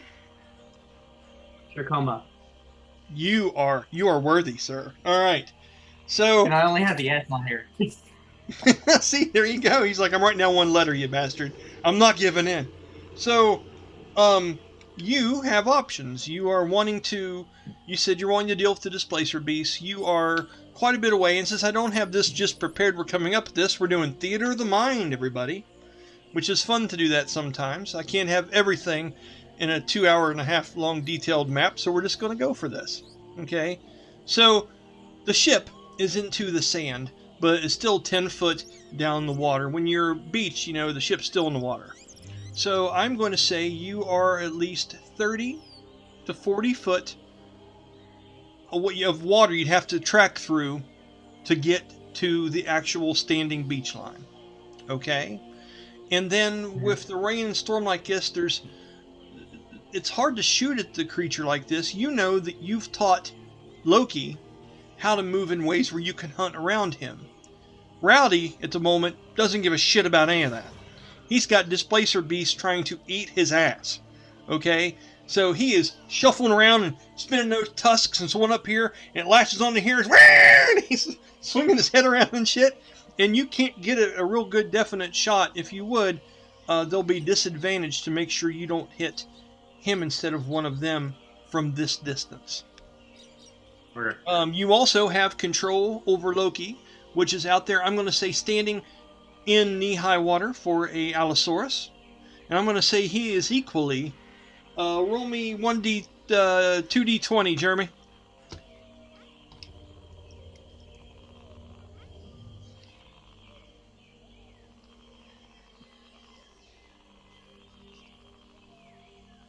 $24. 24 up into the beach is where he would have to go to get to them.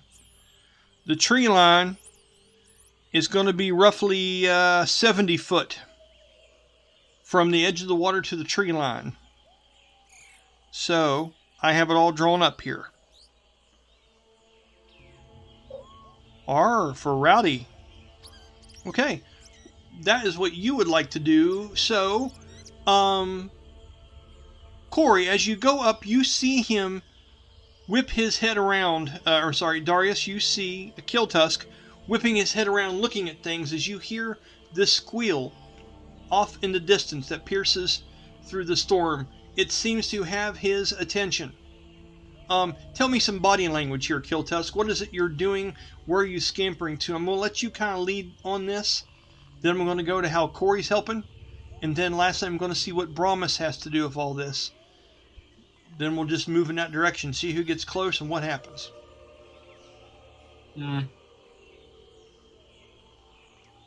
So you said Rowdy's headed for the shore, right? Well, now that he's ran out of the wood line and slid and the sand has flown, now he's about halfway between the wood line and the water line on the black sand beach, just throwing around and getting it with these things. What did I say? There was 3 connected to him? I'm going to stick with 3. Okay. And he's Then engaged.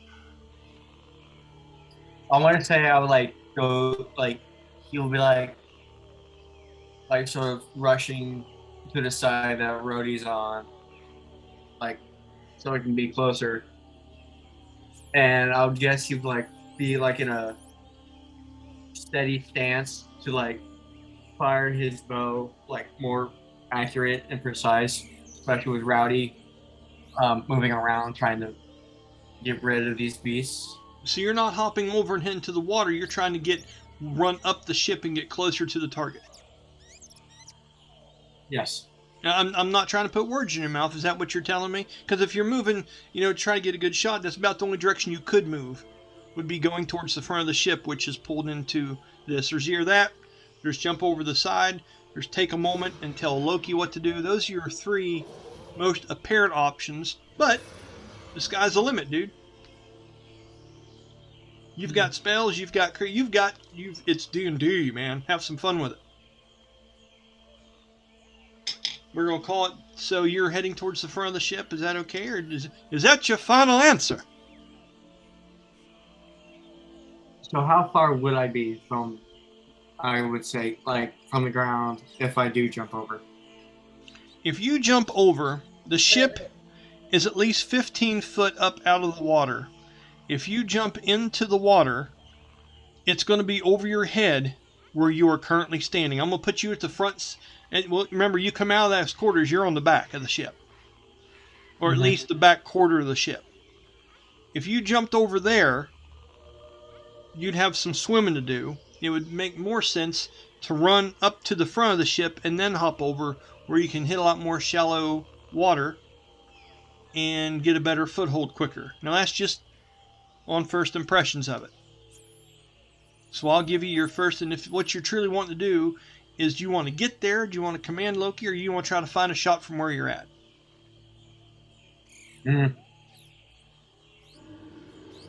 I would say, like,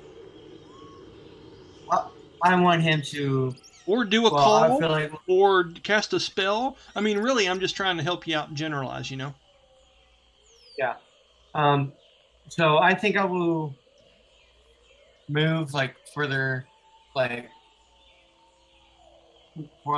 the ship so I can jump. Then I would jump over to get in more shallow water. Okay, give me an athletics or acrobatics check, your decision.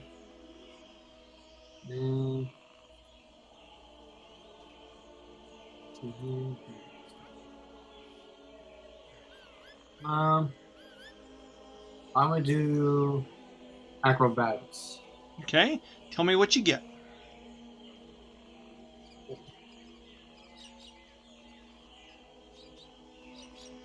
14. 14, not the best.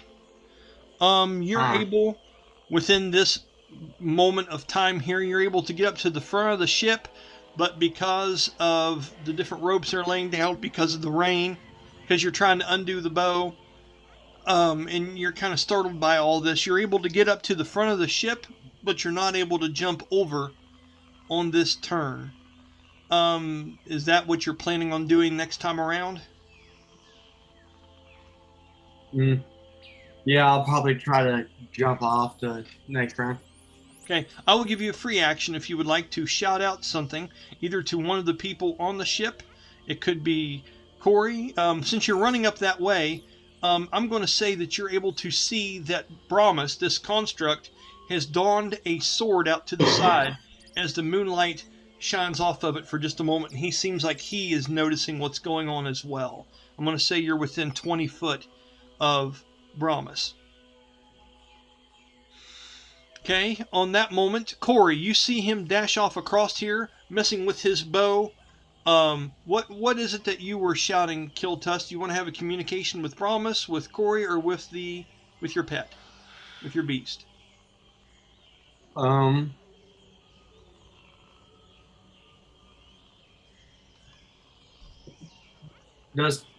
Do I really know that Darius was coming after me?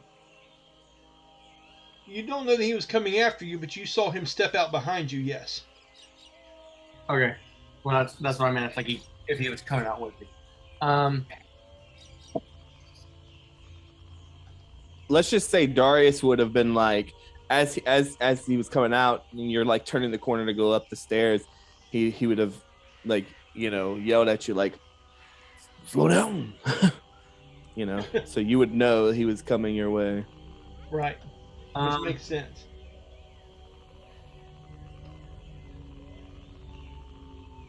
What are you thinking, boss? I guess. Yeah. So I'll shout out at Corey saying, like, hit, like it's a, like, I'm trying to think of like a good way. If you want to roll a charisma check, and the higher you roll, the better you communicate whatever it is you're trying to say. And that is okay. We can play it that way. It's perfectly fine, bud. I don't know. This dice is not letting me roll a charisma though. Okay, so I got it now. So I'll be like yelling at Darius here, yelling back at him as I'm going to the front of the ship, saying how the boar is a friend of mine's mount, and we need to help it. So simply put, like in the Tarzan and Jane kind of vibe, you're like, animal is friend. Yeah, right. Yeah, that's it. Gotcha. Yeah, boar is friend, cat-like creature not. Gotcha. Okay, what is your reaction to that once you hear this, sir? I mean, Darius, looking out. How far did you say the distance is specifically away? From the back of the ship, you've got at least 60 foot to get up to the front of the ship where you could jump off and hit shallow water because you came out of the back part of the ship. And then you got 30 foot of water to get up to the shoreline where you could stand in sand. And then this thing from there is about 25 foot inland. Perfect. All right. So in your mechanical world, Mr. DM, we live in a mechanical world, and I am a mechanical girl. Okay. Yes. I would like to, with that notion, I would like to run in that direction as much as needed to then activate the Shroud of the Tempest to instantly travel 60 foot in that direction. Absolutely. And is that a bonus action to invoke that? It says it requires one attack to activate. That's all it is. So all you've got to do is take the shroud and do something flashy, and it's a small, so it's just one attack's worth of an action. It's a fraction of an action. Okay. All right. So that's where he's gonna go, and then when it's that point, I'll describe what it. So I'll say you can dash for 2 times your speed. Okay, and I will let you, once you get to the front of the ship as a bonus action, just for theatrics, I'll let you do that, and that's going to take you from the edge of the ship to right at the sand, because that's going to be your 60 or 70 for dashing, and then I you're get going to be 40 per. Oh, so you get a total of 80. Oh, yeah. Wow! So you could get up right by the bow of the ship, right by Brahmus. And at that moment when you're there, if you want to have an interaction or say something quick to him, and then as you flip that shroud around, boom, you're there. You could practically be beside Rowdy on that beach with that 60 foot more movement you have that you can travel like wind. That's awesome. All right, perfect. Yeah, so if all that's happening in a split second, I'll describe how it looks like. Please do. That's cool. All right, cool. Yeah. All right, cool. So as I broach the top and I see Killtusk, and Killtusk notifies of the danger and the goal, the first thing that passes through Darius's mind is the fact that this guy knows this area very well. So maybe get on this guy's good side for now. He might need, Darius might need him if he needs to get away from this boat, for example, if this boat's not going to get Darius where Darius needs to go. And so as Killtusk does that, Darius begins to run in the direction of the edge of the boat, nodding in agreement to Killtusk as he passes Brahmus, who I guess was closer to the edge than. I will pull my rapier out with my right arm as my left arm grabs the shroud, and Brahmus will watch as he hits the edge of the boat and dives like he's about to dive into the water and pulls the shroud over him. And you watch as the shroud, like you ever seen oh gosh, I think it's like the Harry Potters where they kind of teleport through the fucking. I know what scene you're talking about. Yeah, I'm with you. I'm with you. You got my attention. It's like it's like you see the shroud kind of spin around him real quick, and you just see it go like, as you just see this big puff of air like rush in the direction of the boar. If the creatures that are chasing it aren't right on it, he's going to impose himself in between. I assume I won't have any attack actions at that point. You won't, but this is more like a surprise round because you guys aren't in actual contest with one another. When we get up close, we're going to do some initiative, if that's what y'all choose to do. You know what I mean? Yeah, because he's going to be up close, aka he wants to impose himself in between the boar and the creatures chasing it. So 1 and 2, there is one displacer beast still cling to it. 3 and 4, there's 2, and 5 or 6, all 3 are latched onto it. Okay. That's a 6. All 3 now, at this moment, as it's been happening, are latched into the boar. You can see dark bits of blood shooting out as these creatures are, and it's strange. I don't know about your experiences, but not just the claws are connected, but there's these large tentacles that seem to be flapping wildly and smacking onto the back of this thing, almost like an octopus and its little beaks and shit biting in. As Rowdy is so strong, it doesn't seem like it matters. The large muscled, inscribed tribally back of this dire boar is just thrashing back and forth wildly. And as it stops for a minute, it gives you a wide eye as it makes contact with you for just a minute and is somewhat startled and puts its head down and shakes again.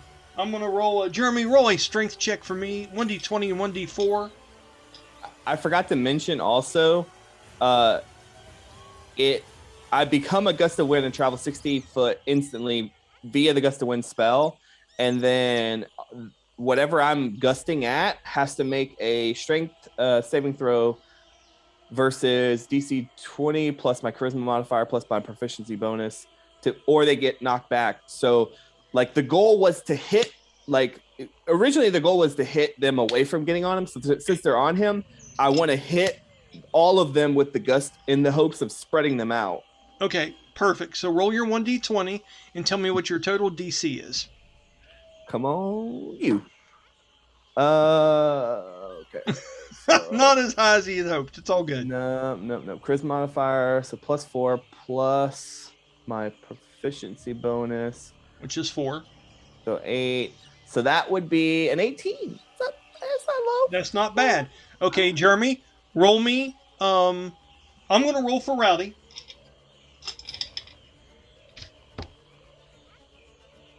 Rowdy passes with a 24. So he is not stirred so much by this as he's in the sand and shooting back and forth. I'm going to say on that side of him, there's at least 2 displacer beasts that this wind could have hit. The other one's going to be too far back behind the creature. Jeremy, roll me 2 strength saving throws. 1d20 and a 1d4. Tell me what you get for displacer beast number 1. 16. That's a fail. And let me get me the second check, please. A 6. That's definitely a fail. Okay, so does it talk about how far back the wind wall pushes them? 15? Yeah, 15 foot. Yep. Okay, I'm going to make it the full 15 for displacer beast number 1. I'm going to move him back 15 foot. And his claws come dislodged as you get and you see a flash of the the yellow eyes and the fangs. If you knew anything about Displacer Beasts before, these are a much more feral, a little bit wilder haired looking lot. These are you're getting syrup straight out of the tap here, sir. Okay. The second one passes or fails, but it's not as bad. We're going to move him back 10 foot. Okay, I'm going to put him there. D2 and D3 is still connected. You are going to be right against the side of Rowdy now because the wind is you. You travel through it.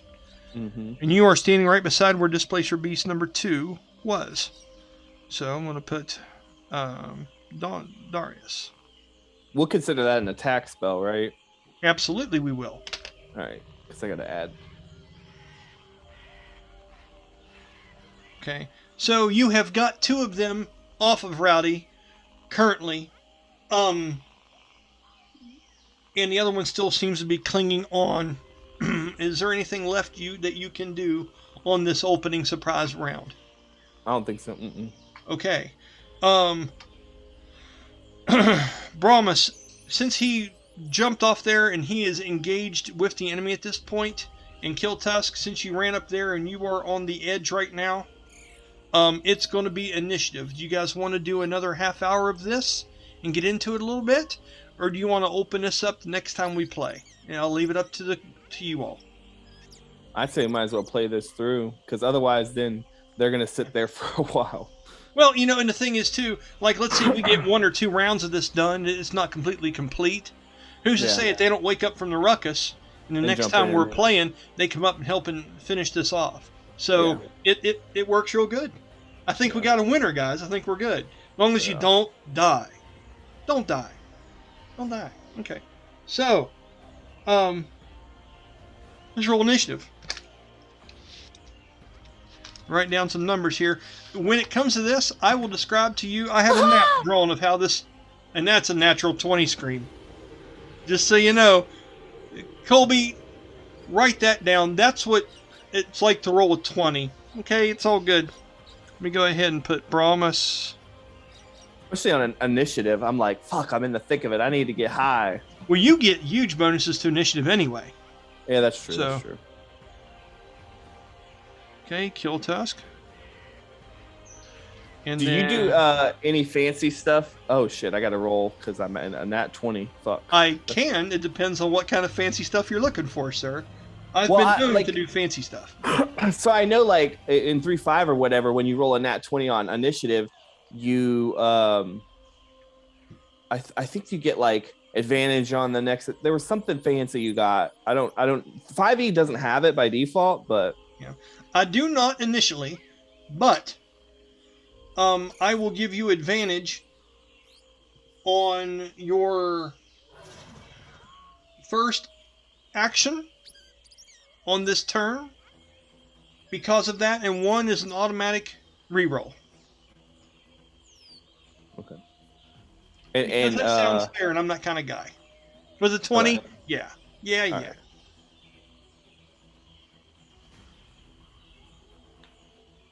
I got a 20 in total. Nice. Okay. A 20 in total. Let me go here just a minute.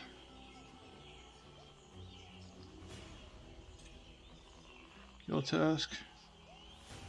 20. And yours was like, I'm just putting down first beside your name, Corey. I don't even want to know the bonuses. Jeremy, what'd you get? Initiative on these sheets? It is over beside your movement on the right-hand side, middle. Oh, or it's right-hand side, halfway down the sheet. What it is, it's a proficiency bonus. Okay. Plus anything you have on the skill Foresight. If you have any skill points on Foresight, that gives you bonuses to initiative. And it also depends on the bonus of what you're trying to do on your turn. So if you're attacking, then you'd use your dexterity modifier. If you're casting a spell, it could be that modifier. It all just depends on what you're choosing to do on your turn. Okay. So it'd be a 27 then. And like I said, first. Yeah. What'd Brahmus get? Tell me things. 30-20. 30-20. Okay, let me get these guys out of the way here real quick. I'd say Killtusk could go before me, because I'm sure he's got a much higher dex modifier than me. Well, now, it's not about the size of your modifier, it's how you use it. Now, come on, Jeremy. Dude. Dude. Come on now. Give me some rolls. Jesus. That's not good at all. Okay, I got one more to check here. I'm going to do Rowdy. Well, if you keep doing bad rolls, that's a good thing for us. It is, but sucks for me. Okay, so order. Darius is first. Killtusk is second. Brahmus will be third.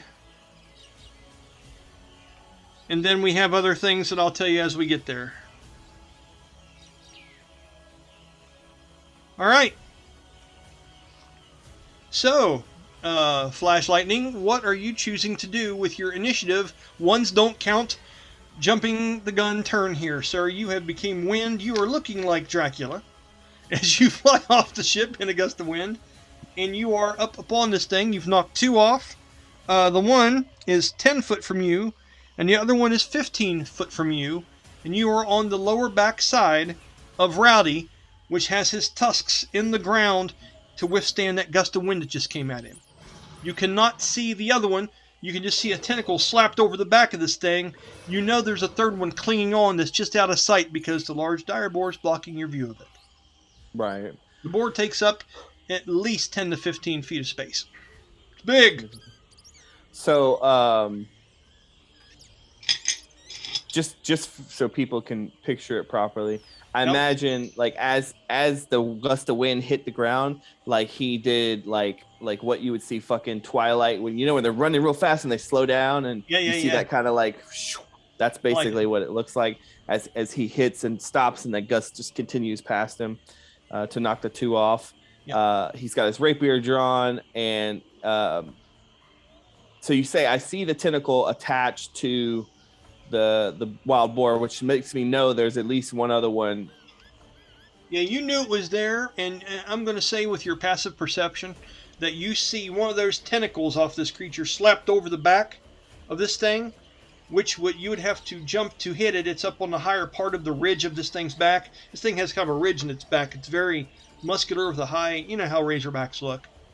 Yeah. And you could swipe at and hit it, but you've also got these other 2 down here. It's up to you. How does jumping work for you? Because I imagine he would see that and 1 attack jumps up. Okay. And so we take get 1 attack to jump. Well, you know what? No, I'll take movement from you. But if you're jumping up to hit something, it would be movement minus 1 attack. Yeah, because I think he's trying to get a lay of the land. And I mean, if this creature's this big, like I would like to jump up upon its back. Like that's the goal, is to jump up on its back. Okay. So, it would be easier if you were a little different. But in this moment, if you were doing that, I will say it's your 10 foot of movement.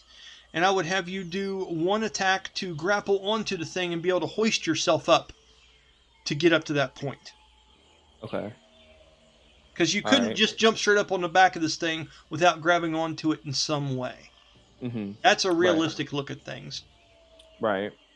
No, man, that's fine. Because basically, like, I saw the 2. I know there's a 3rd. Who knows? There might be more behind this boar. And rather than walking around, I want to get on top and kind of get that visual aspect. Plus, then that way, if they come to attack, I have the high ground. Yes, you do. No Darth Vader getting cut here, man. You have high ground. So, go ahead and give me an athletics or acrobatics check and tell me how it goes, and I'll tell you how this jumping goes. All right. So I would assume it'd be acrobatically done because he is dexterous. Of course. Ooh, 19 on the die. So that's works. 26. I need. Oh Jesus. You almost vault over the son of a bitch. As you're able to find purchase on some of the feral hair of the side of this thing. And then when you're this close, you realize this thing is saddled, but it has been torn and is barely hanging on to it. So there are primitive like straps and leather workings and tusks and bone armor and things on this creature now that you're seeing it up close. And you're able to grab into a mess of that stuff, which has started to fall off. You can only imagine as it ran through the trees, shit was catching. Plus these Displacer Beasts have kind of pulled some of that shit down. And as you do, you grab on some of that, you're able to yank yourself up. You are on top of the creature now. You're up on top of its back. You are roughly about 9 foot off the ground, 9 to 10 foot off the ground, straddling on the back of this thing. There is a tentacle slapped and right beside your feet within melee range, and then you can see the creature on the other side looks up and snarls at you, and its eyes open up as another crash of lightning illuminates the face of this creature. What are you doing? It's a frightful looking thing. So, do I have the ability to cast a spell? Well, you've already used one attack to do this, so you couldn't use your full action to do it. Okay. But if you had a bonus action spell, you could, or a reaction spell, you could. Okay. No, this would be an action spell. Okay. No, you already had to use a part of it to get up there. Yep. Yeah, that's what I was trying to figure out. Do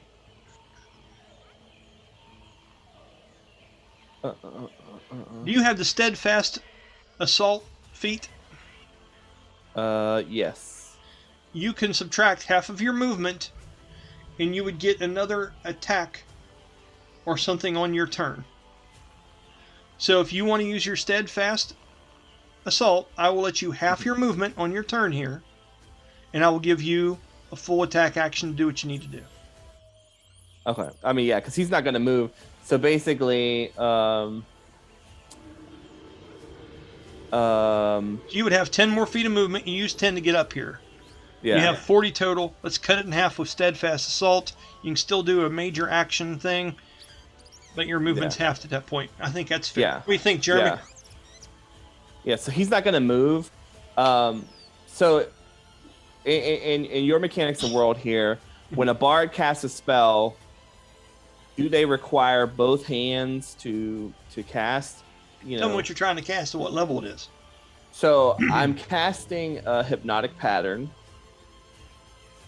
which the way I was thinking of it is, especially because he's College of the Swords, I imagine a lot of his spells he does more with flourishes of his blade. So like, for example, I imagine you just see him like carving into the air this arcanic ruin that then like he when he slashes it out, it causes these sparks like firework above him.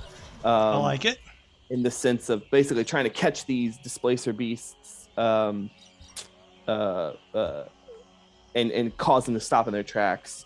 Because basically what this is, it's a wisdom saving throw for it'd be the Displacer Beasts, and I assume it would also be for the boar, because it's a ranged, so it's a 30-foot cube, so 30 foot around me, which would hit all the Displacer Beasts and the boar. Now they have to be looking at you, right? Let's see. Create 30 cube. The pattern appears. Each creature in the area who sees the pattern makes a wisdom saving throw. Okay, I'm going to say Rowdy is not, because you're up on his back. Okay. Okay, just because he's looking down at the sand and was burying his head at that moment. That one is looking directly at you, and I'm going to roll checks to see if the other two are actually looking at you when this is done. Now, you just rolled the one, so I'm going to say at least one of them is. Yes, they have both taken notice to you. So you have the Displacer Beast, but Rowdy is not currently looking at you. All right. So basically, they need to make a wisdom saving throw.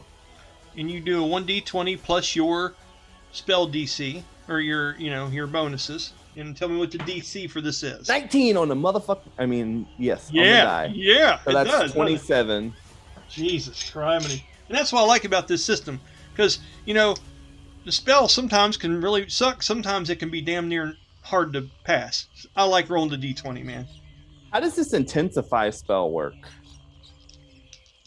you can use a feat and you can pick one particular spell and you can intensify all of its effects by half. Okay, so Its we'll distance, its range, its dice. Yeah, you And and it I will need costs- to talk about that, and because I have that on here, and then the combo or the merge spell, and I don't know. We need to talk about those. I know, right? I know. Well, when you want to have the conversation, I'm around. Dude, okay.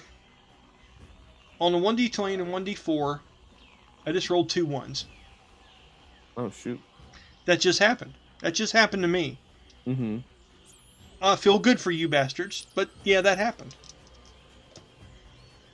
That's better, but it still doesn't beat your shit. What was it, 27? 27, yeah. Mm-hmm. Gosh, okay. I've got to let the 1 pass. I rolled nat 20 and a 3, so I've got to let that at least. I have to respect that. So the one on the back failed miserably because this is the one staring at you. Okay. Mm-hmm. The one that rolled the furthest distance away was not affected, but the one that was 10 foot off the rear right flank of this creature was affected. So number 2 and number 3 are hypnotized by you. All right, cool. So that would mean the one on the beast on its turn would fall off the back because it's now incapacitated. They have 0 feet of movement unless they take damage. Which happens when you fall from 10 foot. Sure, yeah. Damn it. Okay, so with the other one, it's the same way. It's halted. Now, is that something you have to keep concentration on? It is concentration for 1 minute. Okay, so that's your.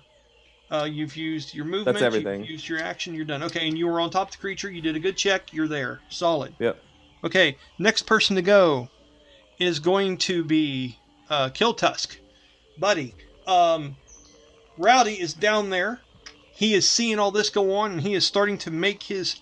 Or not Rowdy, it's Loki, sorry. Loki is halfway between the beach and Rowdy right now, which is going to put him at about 10 foot from Rowdy, standing in front of him, facing the ocean as he had his head down. Okay, I'm going to put in here, put an L for Loki. Okay? So you'll be able to control him and tell him to do things after your turn. Okay? He goes right after you. You are on the front of the ship. You have 55 feet. You could probably get a shot off on Displacer Beast 2 or Displacer Beast 1. 1 would be partial cover, 2 would be your best shot, or you can try to get the fuck down there. Plus you have all other kinds of options. Is the sky's the limit. What would you like to do? Well, I also just read You're on deck, the two Brahmus. things- I also read the 2 things that I could do with my bow, and I can't find one of them. I can find the second one, I just can't find the first one. Oh, okay. You need me to go to your character file and help you here? Yeah, I have no idea where to look for Blink Arrow. I got the Hail of Thorns right in front of me. I just can't find Blink Arrow. And what's it say on your character sheet? It says in the equipment, it says the great bow. The monstrous-inspired bow is built to withstand the attacks of fierce predators while being strong enough to pierce through the toughest scales. Okay. 2 times a day, this bow has the ability to perform the Blink Arrow or the Hail of Thrones spell. Note that you may cast Hail of Thrones at 2nd level once a day. Jeremy, would you look up the Blink Arrow spell, please?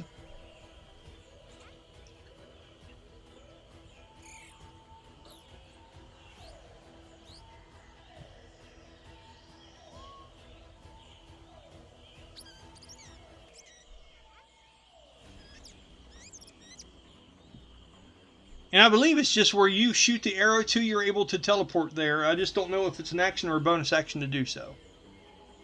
I mean, I can find, like, in the 5th edition Player's Handbook, I can find Blink. It does, but it's not Blink Arrow. Okay, well, is it an action or a bonus action to do it? I gotta go back to that. If I'm not mistaken, I think it's just one shot.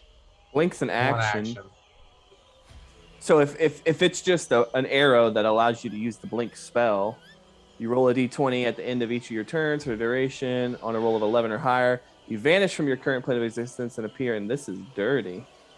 Mm-hmm. Holy moly! If that's an arrow, that is that like arrows that you physically have, or like a special? Well, no, his is more like a misty step via arrow to teleport from one spot to the other.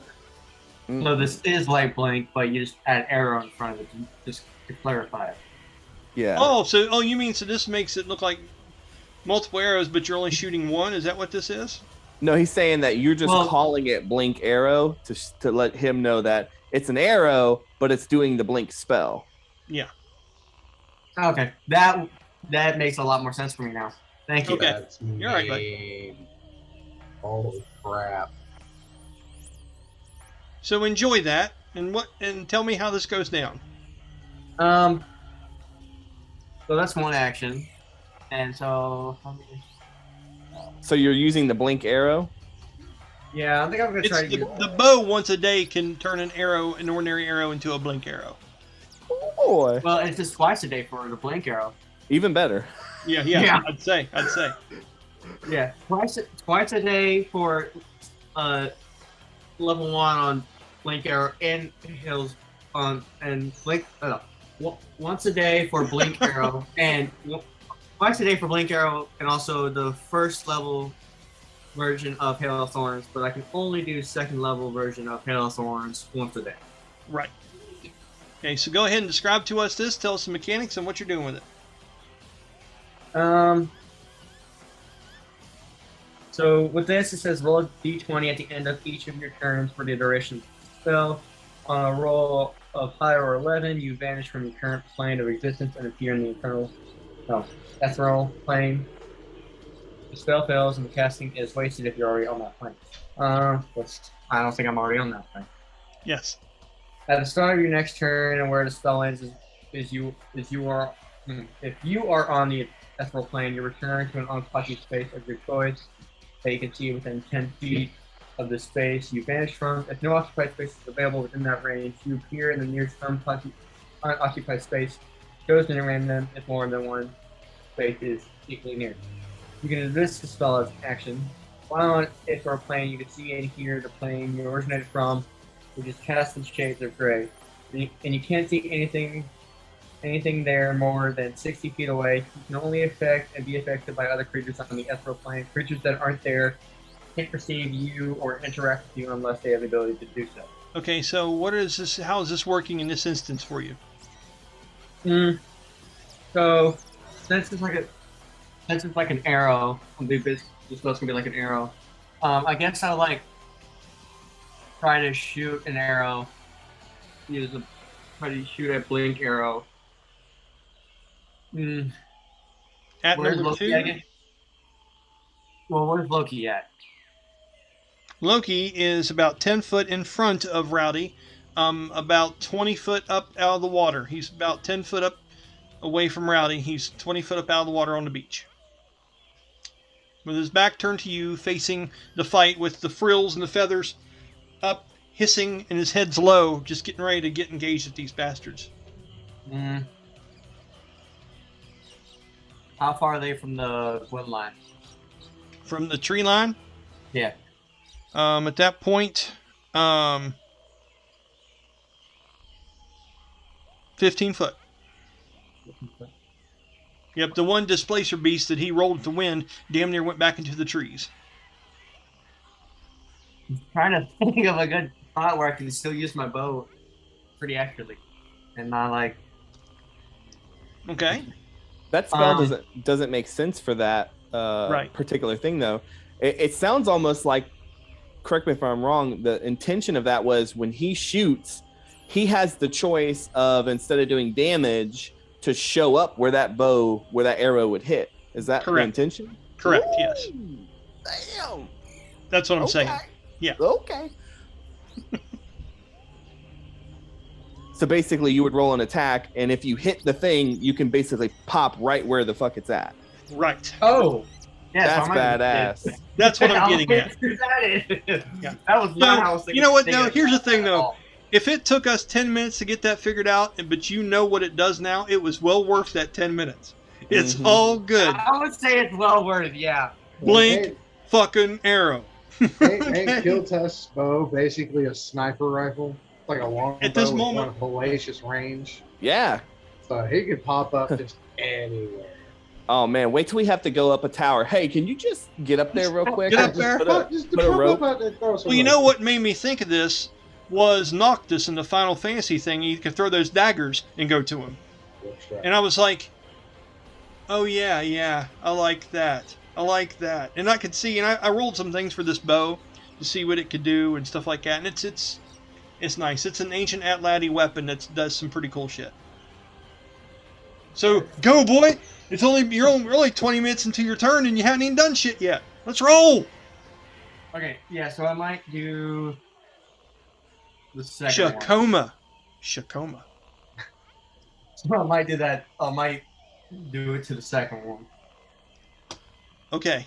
So what are you using blink arrow and getting there? Or are you Yes. shooting from okay, bam. Roll an attack. Okay, so 1d20 plus your attack bonus for the bow. And are you going into a hyper awareness or are you doing this standard right now? He has a version of Rage called hyper awareness that he does. It's almost like the movie Limitless where he's like ba-dum, ba-dum, ba-dum. And yeah, it's very interesting. So will this be dexterity? Absolutely. Well, yeah, your attack bonus, your weapons and stuff are in the middle of your character sheet, and if you follow that all the way to the right, your total attack bonus is added there. You'll have one talks about your total damage, and one is your attack bonus. So you add a 1d20 to that, and that's your attack roll is. So what is your numbers at 13? No, it's 12. It's 12, which is still damn good, man. You've Yeah. got a lot invested in that. So 1d20 plus 12, tell me what you get. Not 20. Yeah, that works. So double your dice. Go ahead and shoot you roll your damage for your arrow. And tell me what that is. Then double that. And then add your bonuses after you've doubled your dice. I think it's a 1d10 because she has a great bow. So I think you're doing 1d10 of your arrows. Yeah, so you say so basically I'm doubling instead of doing 1d10, I'm doing 2d10 now. Yeah, and ones are rerolls on these. You don't stick with ones. Not 20. So you roll 1d10, and whatever that is, you double it. Ones are rerolls. So I got 5 with the d10 roll, so it'll be a That's 10 plus your bonuses for damage, so it's right there beside your attack bonus. It's 1d10 plus what? 16 points of damage. All right. 16 points of damage as you land that 20 into the side of this creature. As it was starting to get back up and coming to and trying to use its paw and its tentacle to get the sand out of its eyes from the blast of sand that Darius laid down. Darius, you look over and you just hear this larger size arrow than you're used to. When he's shooting a bow, he's shooting a great bow. This is no little archers fishing in the shit. This thing comes flying by, you hear, right? And it smacks into the side of this Displacer Beast. It visibly knocks the wind out of the creature as it hits into the ribs and finds purchase. The creature falls down on its side, going prone from the impact of that, or at least its ass end does, and it seems like it can't move its back leg temporarily. And you are teleporting straight there now, correct? With Blink Arrow. correct, yes. That is one use of Blink Arrow for the day. Make sure you mark it down. You are now within melee range of the creature, and you have advantage on your attack because you are surprising it. So if you're a rogue, you would love this bow. I'm going to steer my bow now. Now, you can also take point-blank shot because I know you have that feat. You can also do a dual arrow shot once a day. So now you've came down, you're right in target with it, and the bow's still in your hands. Okay? So let's get creative. What are you doing now? That's one attack. That's one shot. Or no, that takes the whole attack round to do that one bow, that one shot, because it's an action spell. Yeah. So we'll say that shot puts you there. Do you have Steadfast Assault as a feat? No. Okay. Maybe. So you have a bonus action you can use now that you are here. And remember, you also get to control Rowdy when your turn's over. So what would you like to do with your bonus action?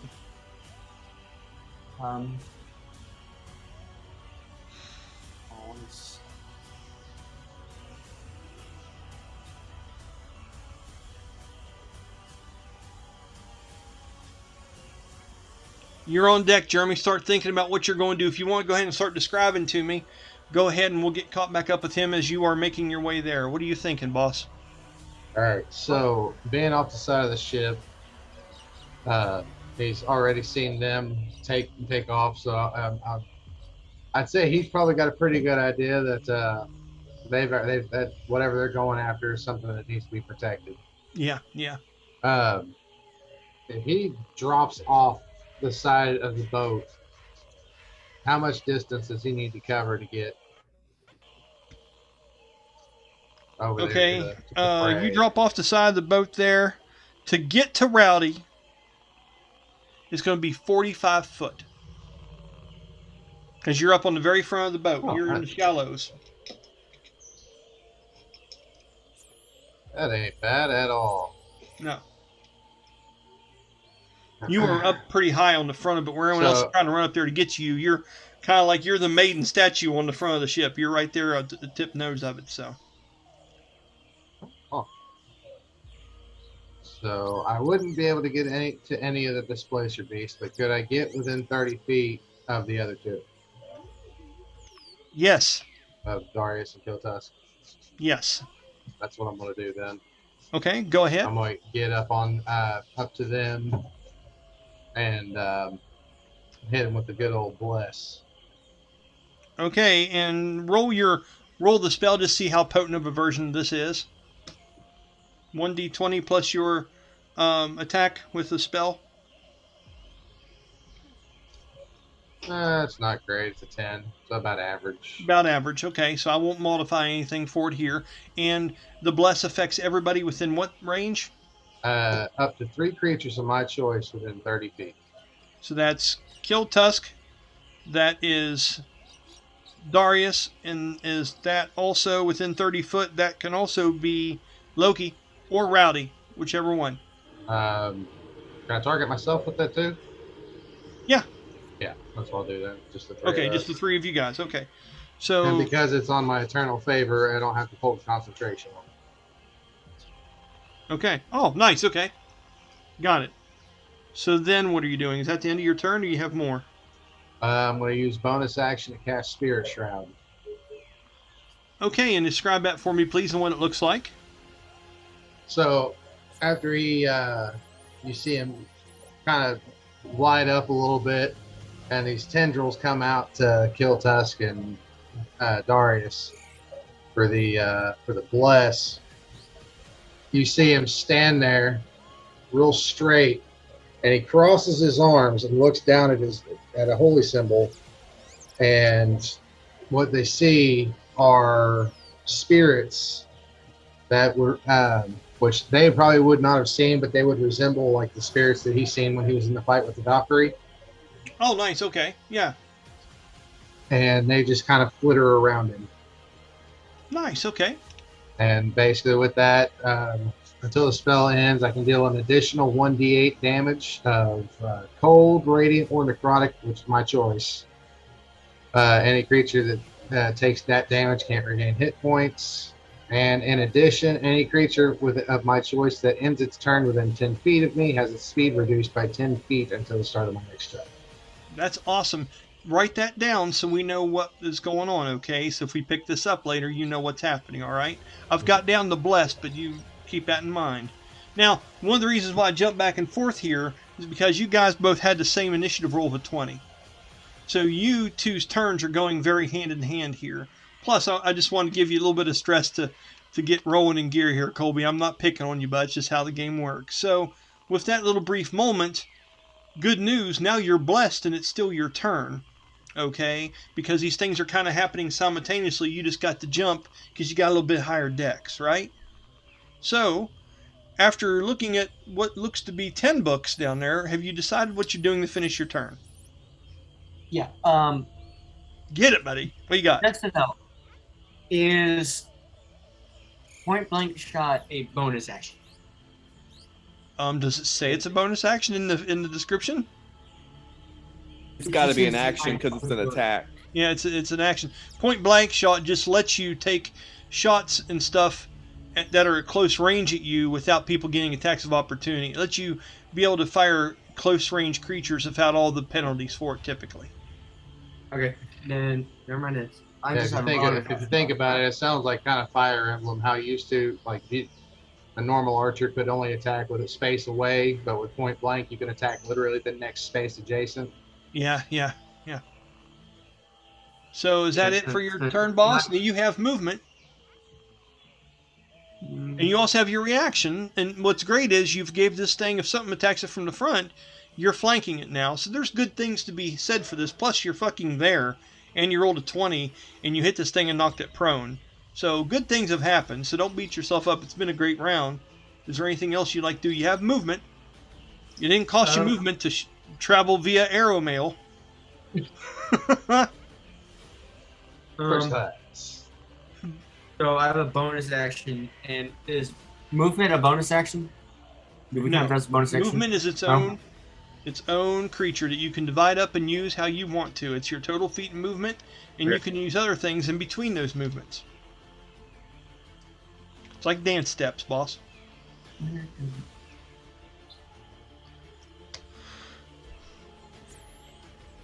With that, yeah. So, I might go back, like at least gain a little bit more space between this, because what I'm going to use for my bonus action, I really can't tell if like it puts me for that damage as well, because it just says with each creature within 5 feet of it must do a dexterity saving throw for it the next time I hit them with the range button.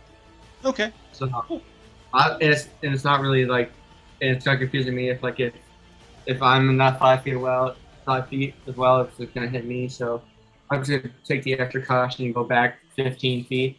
15 foot. Okay. Now, do you want to go in the direction of? I'm trying to make you visualize this. Okay. Imagine that displacer beast that you hit with the arrow is 10 foot away from. Oh no, you went right up to it. Okay, you're right beside it. So 10 foot back would put you at the wood line. Do you want to go straight towards the wood line, or you want to angle yourself away from the action a little bit at a 45 towards the wood line? Maybe angle myself away from it. Okay. Just because, just the reason why I'm mainly using my bow. Got it.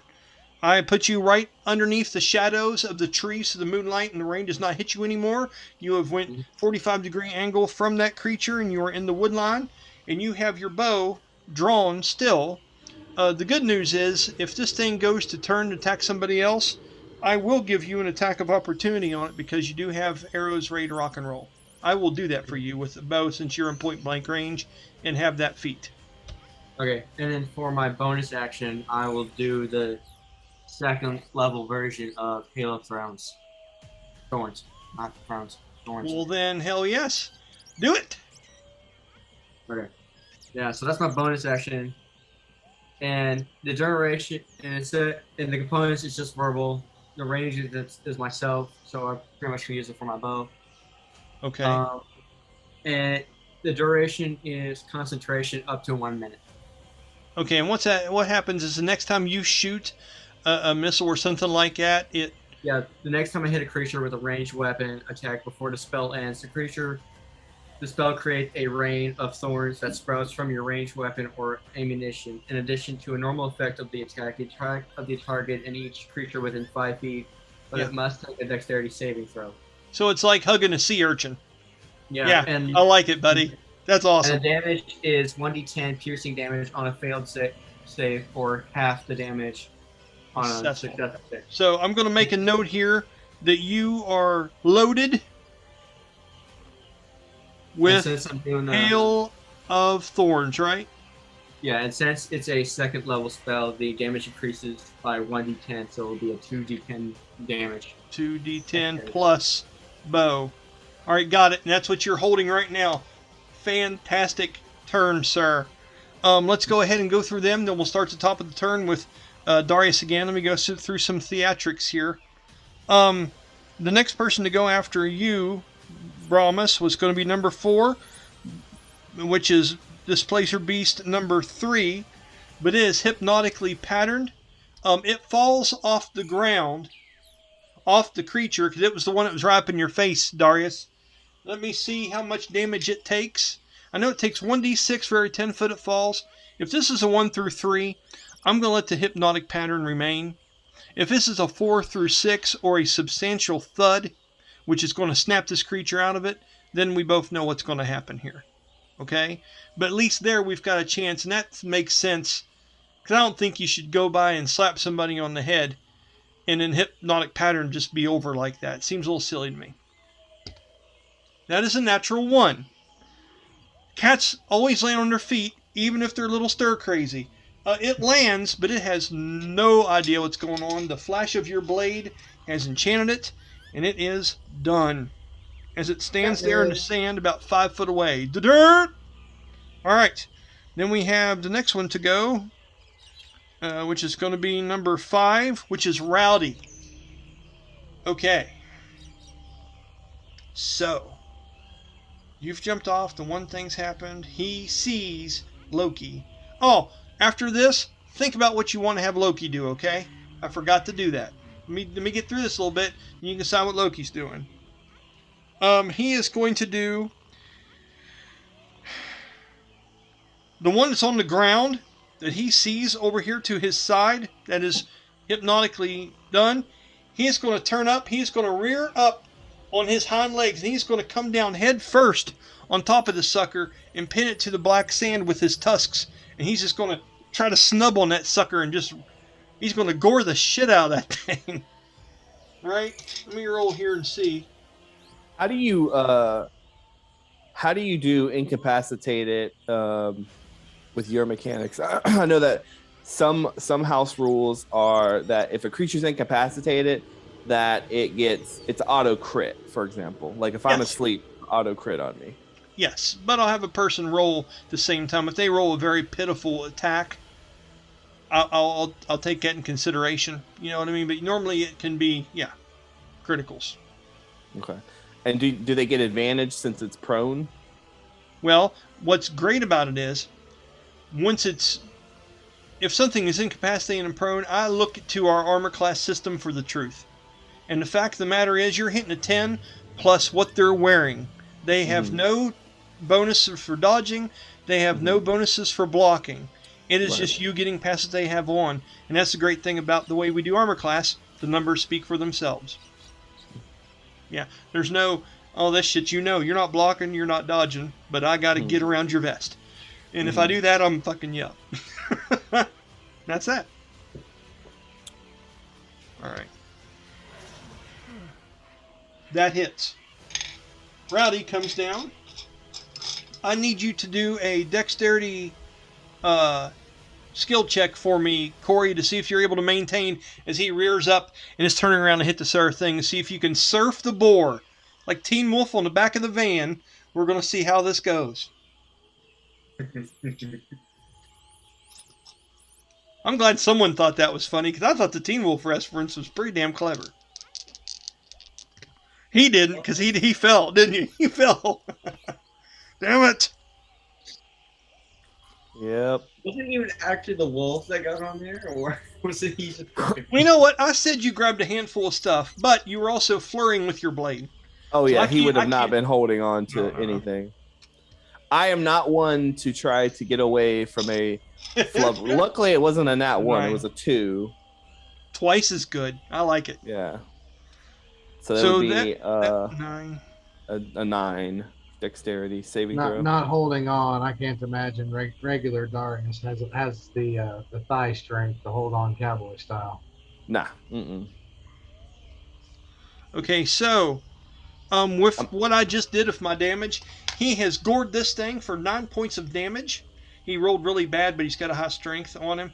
So Rowdy's got this thing pinned, and it is grappled right now. It is being held prone against the sand. It has come out of the hypnotic pattern charm, but it is stuck to the ground by Rowdy, and you have fallen off. So, 1d10, or 1 through 10, you've fallen off on the side that Rowdy has this thing pinned up by the front. 11 through 20, you are back at the rear end of it, where you have a clear shot of Killtusk drawing, prone Displacer Beast, and thrown Displacer Beast. You have an ass to the woods view. Okay? I would much rather fall on the side of the beast that's being pinned, just so I can have a really funny story to tell you guys. I wish that were the case, because I rolled a 12, though, and you were on the other end. Yeah, I could just imagine like him falling and then like being like, ah! Right by that displacer beast. Right on. But no, you fall off the backside, unfortunately. As some more of the gear and the armor protection, as you try to catch yourself, you pull some more stuff off of it as some hollowed tusks and some scales hit the ground in the sand, and you land with a 2. So it'd be a 9 total because my dexterity. I mean, I'm not going to make you prone, and I'm not going to give you damage for that, because it's not like you fell and broke your ankles and shit, but you were thrown off. Let me see something here. You were thrown off, so... Oh, shit. See, yeah, I can't help but do that. I rolled a 6 on the 1d6 for being thrown off a 10 foot up in the top. So you're going to take 6 points of bludgeoning damage, and you landed pretty hard. So what that's going to mean is you're going to be prone. So it'll take half of your movement, or 15 foot of movement, to get up at the beginning of your next turn, okay? Mm-hmm. Good night. Love you too, kiddo. I'll see you in a little bit. Okay, so with that is going to be the end of Rowdy's turn. Let's go ahead and do number 6, Displacer Beast. He is hypnotically pattern 2. That is number 2. That's the one you hit. But when you hit it, that got rid of the pattern, but it took the damage. And it has been knocked prone from the shot. So with all this chaos and shit going on, it is going to spend 15 foot of its movement to get up. And then as it stands there for just a second and looks and whips its head around and checks out the situation,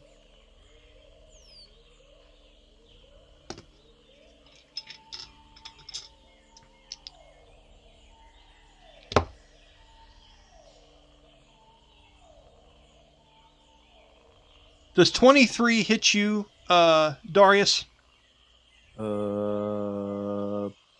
ACP is 24. It missed you by 1.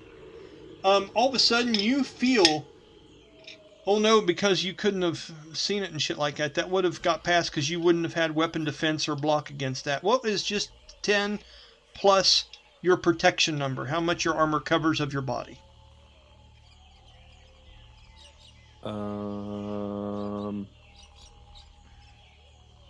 So what it would be is like your breach, your armor class breach, is going to be your armor class primary plus your protection. What is so just your protection? So then that would be 6? Okay, 6.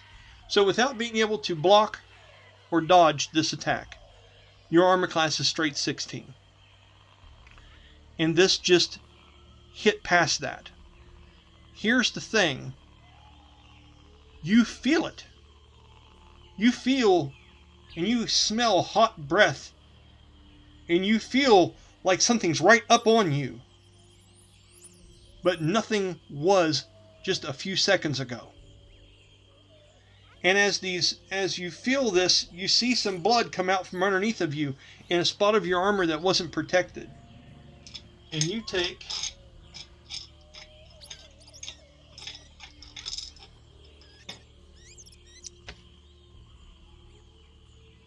6 points of slashing damage history check. So I take 12 damage because you said 6 from falling.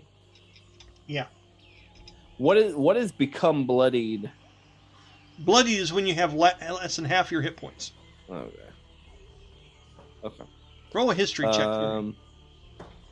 That's a nat 1. You don't know what the fuck is going on right now, dude, but something just got you and you have no idea where it came from.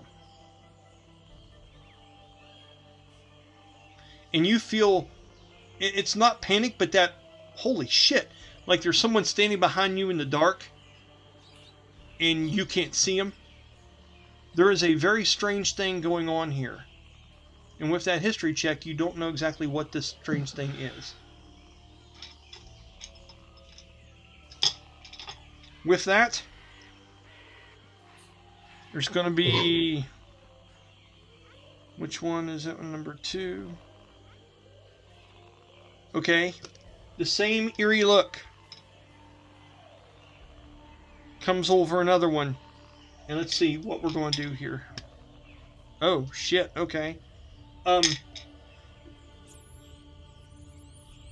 don't think any of you would notice this. All of a sudden, you hear Rowdy cry out again in panic. Now, I'm not going to move him again because it's not his turn. But all of a sudden, I'm going to say this just for the hell of it, because you're alerted now, Darius. You are looking around, like flipping out, like what in the fuck just happened to me? Roll me a perception check, please. 16. You see on the backside of Rowdy, as you fell off towards the backside, as he screams out in pain, you turn around and look, and you see claw marks on the ass of this creature, reaching down, and you can see the skin tug like a shirt and pull, but you don't see any creature there. Things have got serious. And now it is your turn. You are prone, down 12 points from bludgeoning, 6 from slashing, and you are not quite sure what the hell to make of this with that one, but something isn't as it seems here. Loki still has to go, Brian. Yep. Go ahead and do that for me real quick. I apologize. What would he be doing on his turn? You are facing the front of Rowdy. You are, I think we said 10 foot away from him. Mm-hmm. So, is there any more Displacer Beasts that Loki can see? Not from where you are, no. You would be able to see Rowdy. The other ones too are too back far from the woods, and the other one is on the other side of Rowdy. They would all be blocked from view. He would be aware that they are there, but that is about it. You could always run around and look, but you can't get a good eyeball on much of it unless you'd move.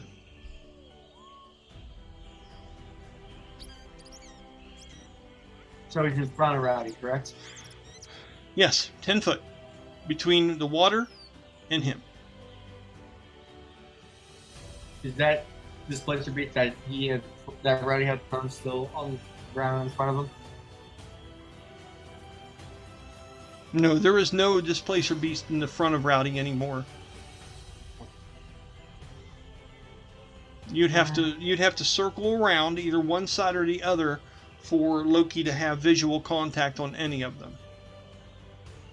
Okay, so he can have visual contact. I guess I'll move. Yeah, you have 60 foot of movement with him. He's a striding son of a bitch. So would you like to go to the right or to the left around Rowdy if that's your choice? What side is Killtusk on? Left. I'll have Loki go to the right. Okay. You're going to circle around to the right, and that's going to be the number 3. The one that was speared down by Rowdy.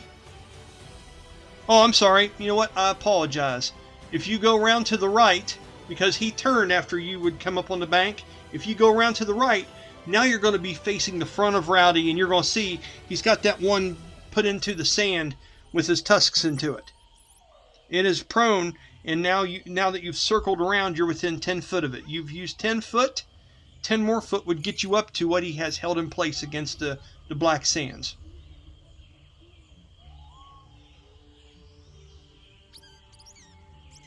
Do you wish to have him attack it? Do you want him to help Rowdy, or what are you thinking about doing with him?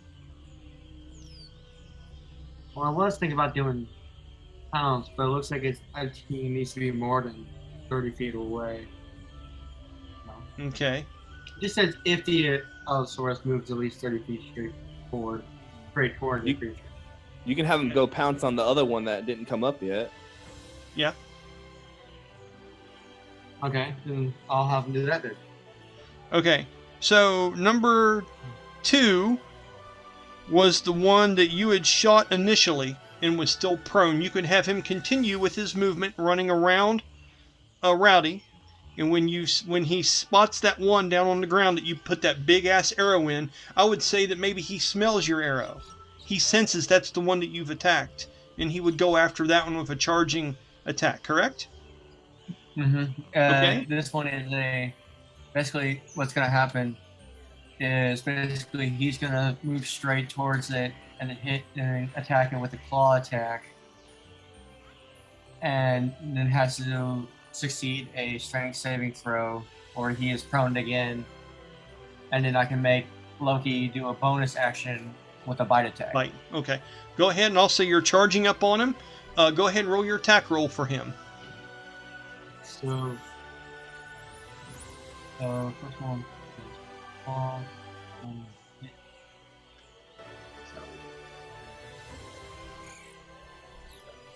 Total of 23.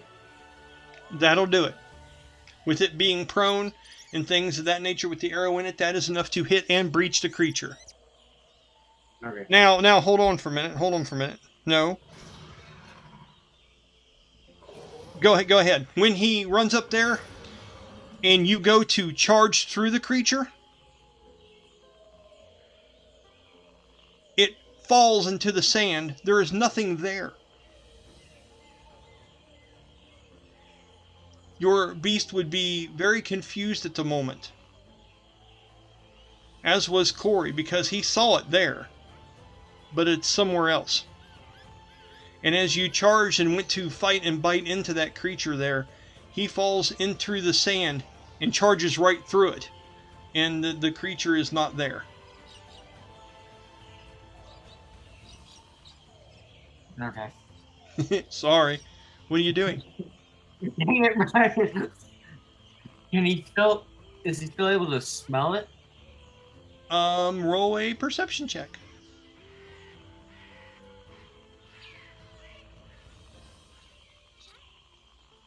You have hunted these creatures before. He is familiar with what's going on here. He just didn't realize it had happened already. Your creature is familiar with what these creatures do here. They're local.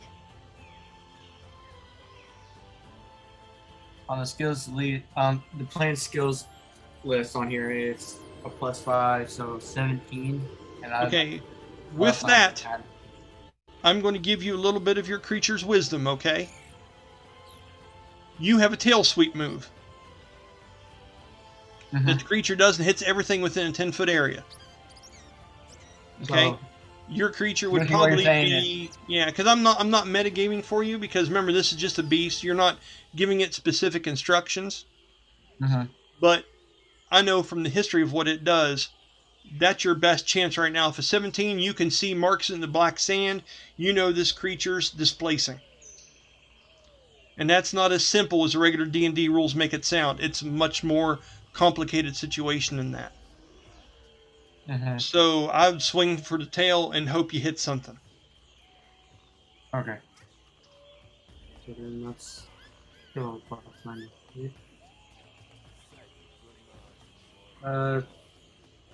22. Okay, if a 22, the tail feels purchase on something. Okay? And Darius, this is what you see.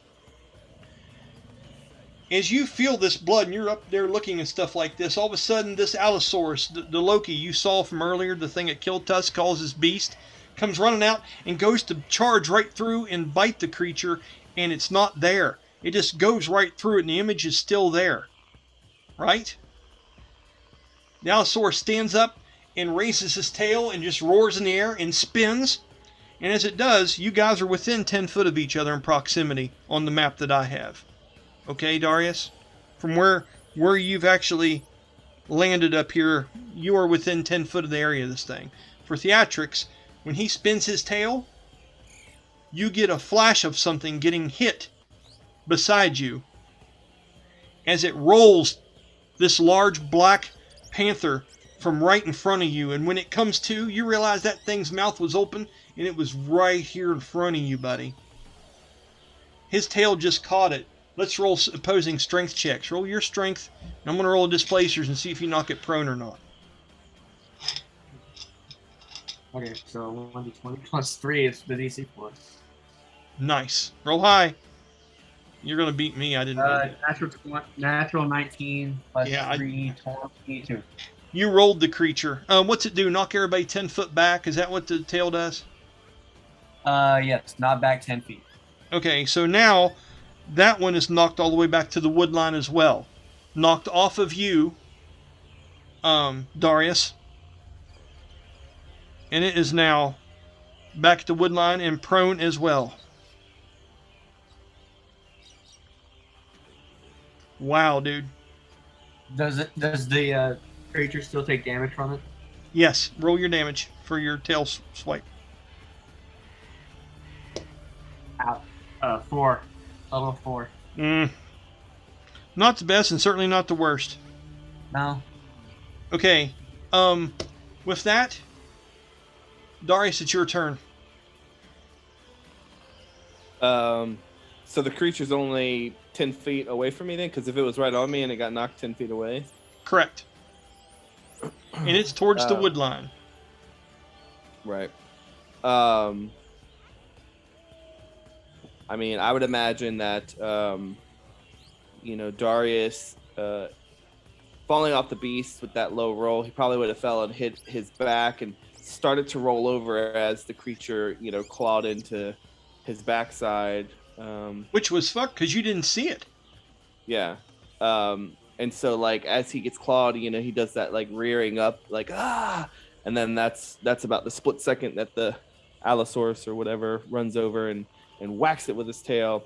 And so he watches as it clings across.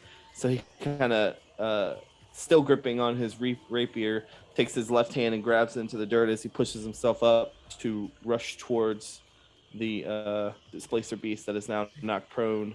Is it fair to say that you should roll 1d4? Does that fit into your criteria with everything that just happened? I mean, that's fine. That's why I was asking the whole bloodied thing. That one doesn't really make sense to only roll once. But I mean, he's about to attack anyways. So this is perfect. So like, okay. I like when people say perfect. I love it. Yeah, because basically we'll get off here shortly, guys. Because one of the triggers is take an attack action. I'd imagine that it'd be a 1d4 when he gets an attack on him that hits as well. This is my opinion. Correct. So that would be that. Which so he was 0 earlier, but he's now 12.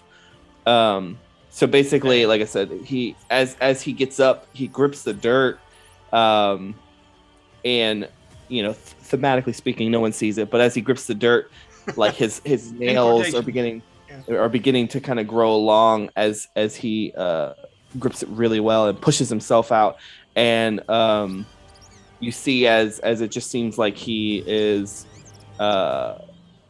his muscles seem to be like engorging with blood, and like he's getting a little thicker, and like the hairs begin, like it almost looks like the hairs are starting to stand up on his body, or maybe even slightly seems a little thicker than normal, as he rushes towards this Displacer Beast. And that would be the movement, but he's going to then attack.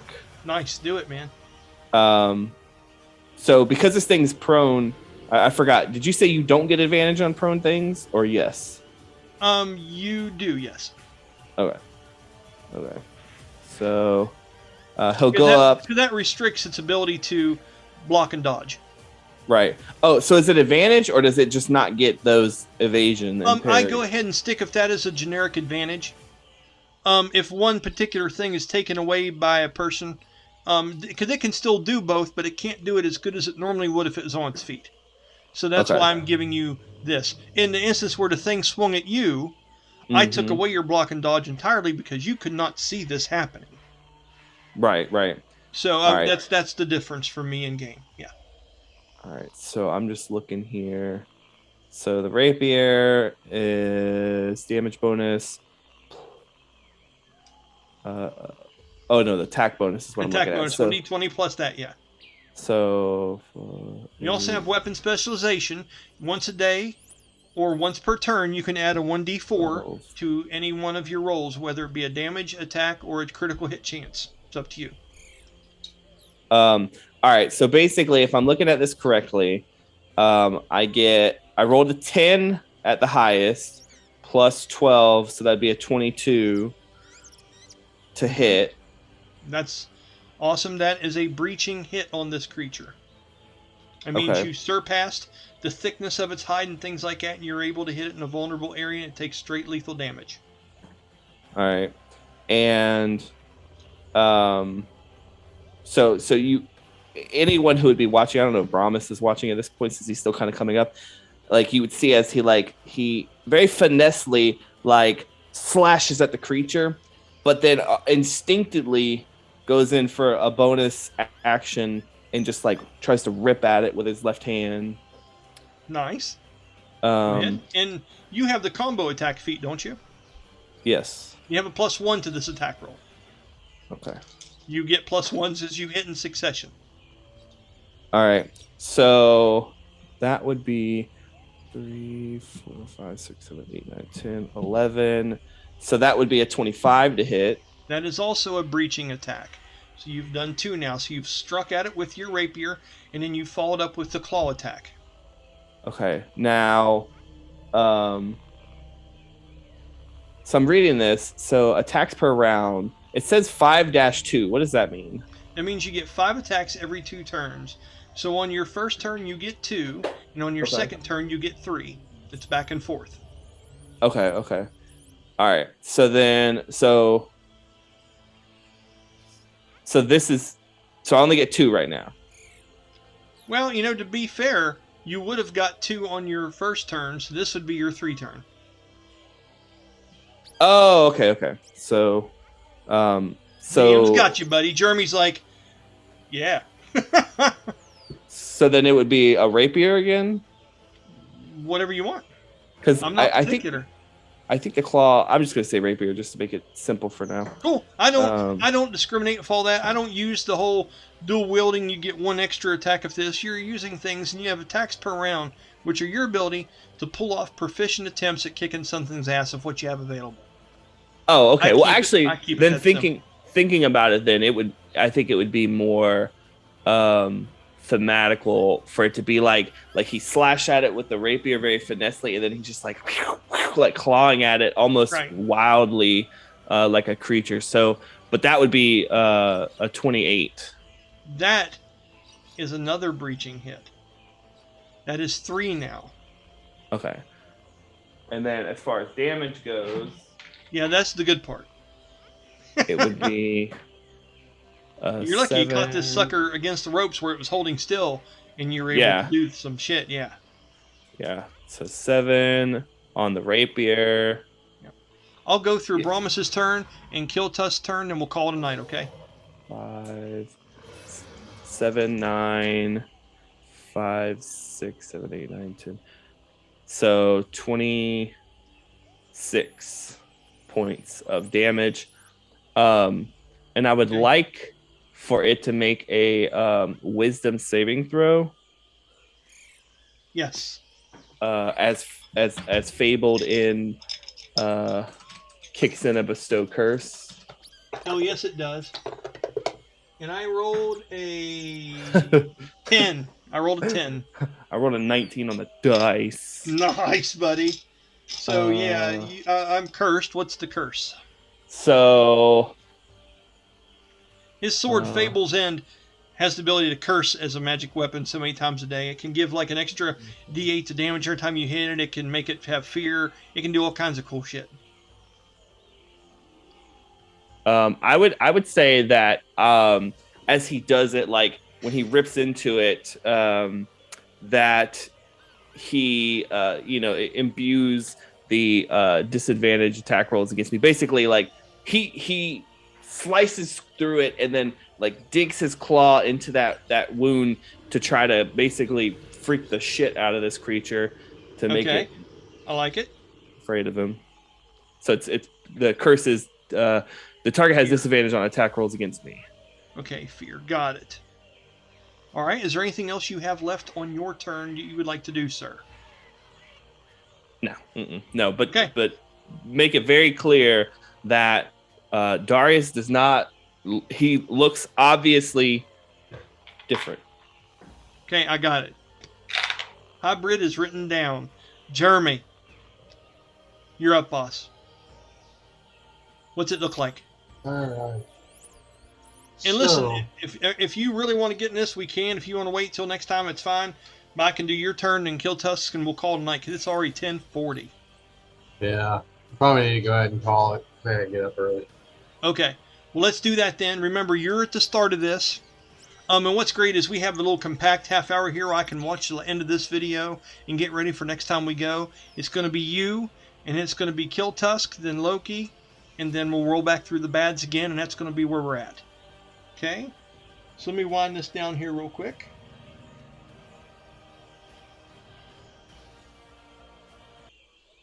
Okay, and I hope everybody enjoyed that. It's pretty good. We was able to get into a little bit of something there and have a little bit of fun with it. So like I say, I'll go ahead and we'll end the video here, and then we'll have a quick little 5-minute bullshit session, and then prepare for next time. So as always, I'm Brian Kynes. If you're somebody that checks these out, I hope you enjoy them. If there's some questions you have or comments, please leave them. I appreciate all that kind of feedback. And we will see you guys possibly again next Sunday. Take care, everyone, and we'll see you then.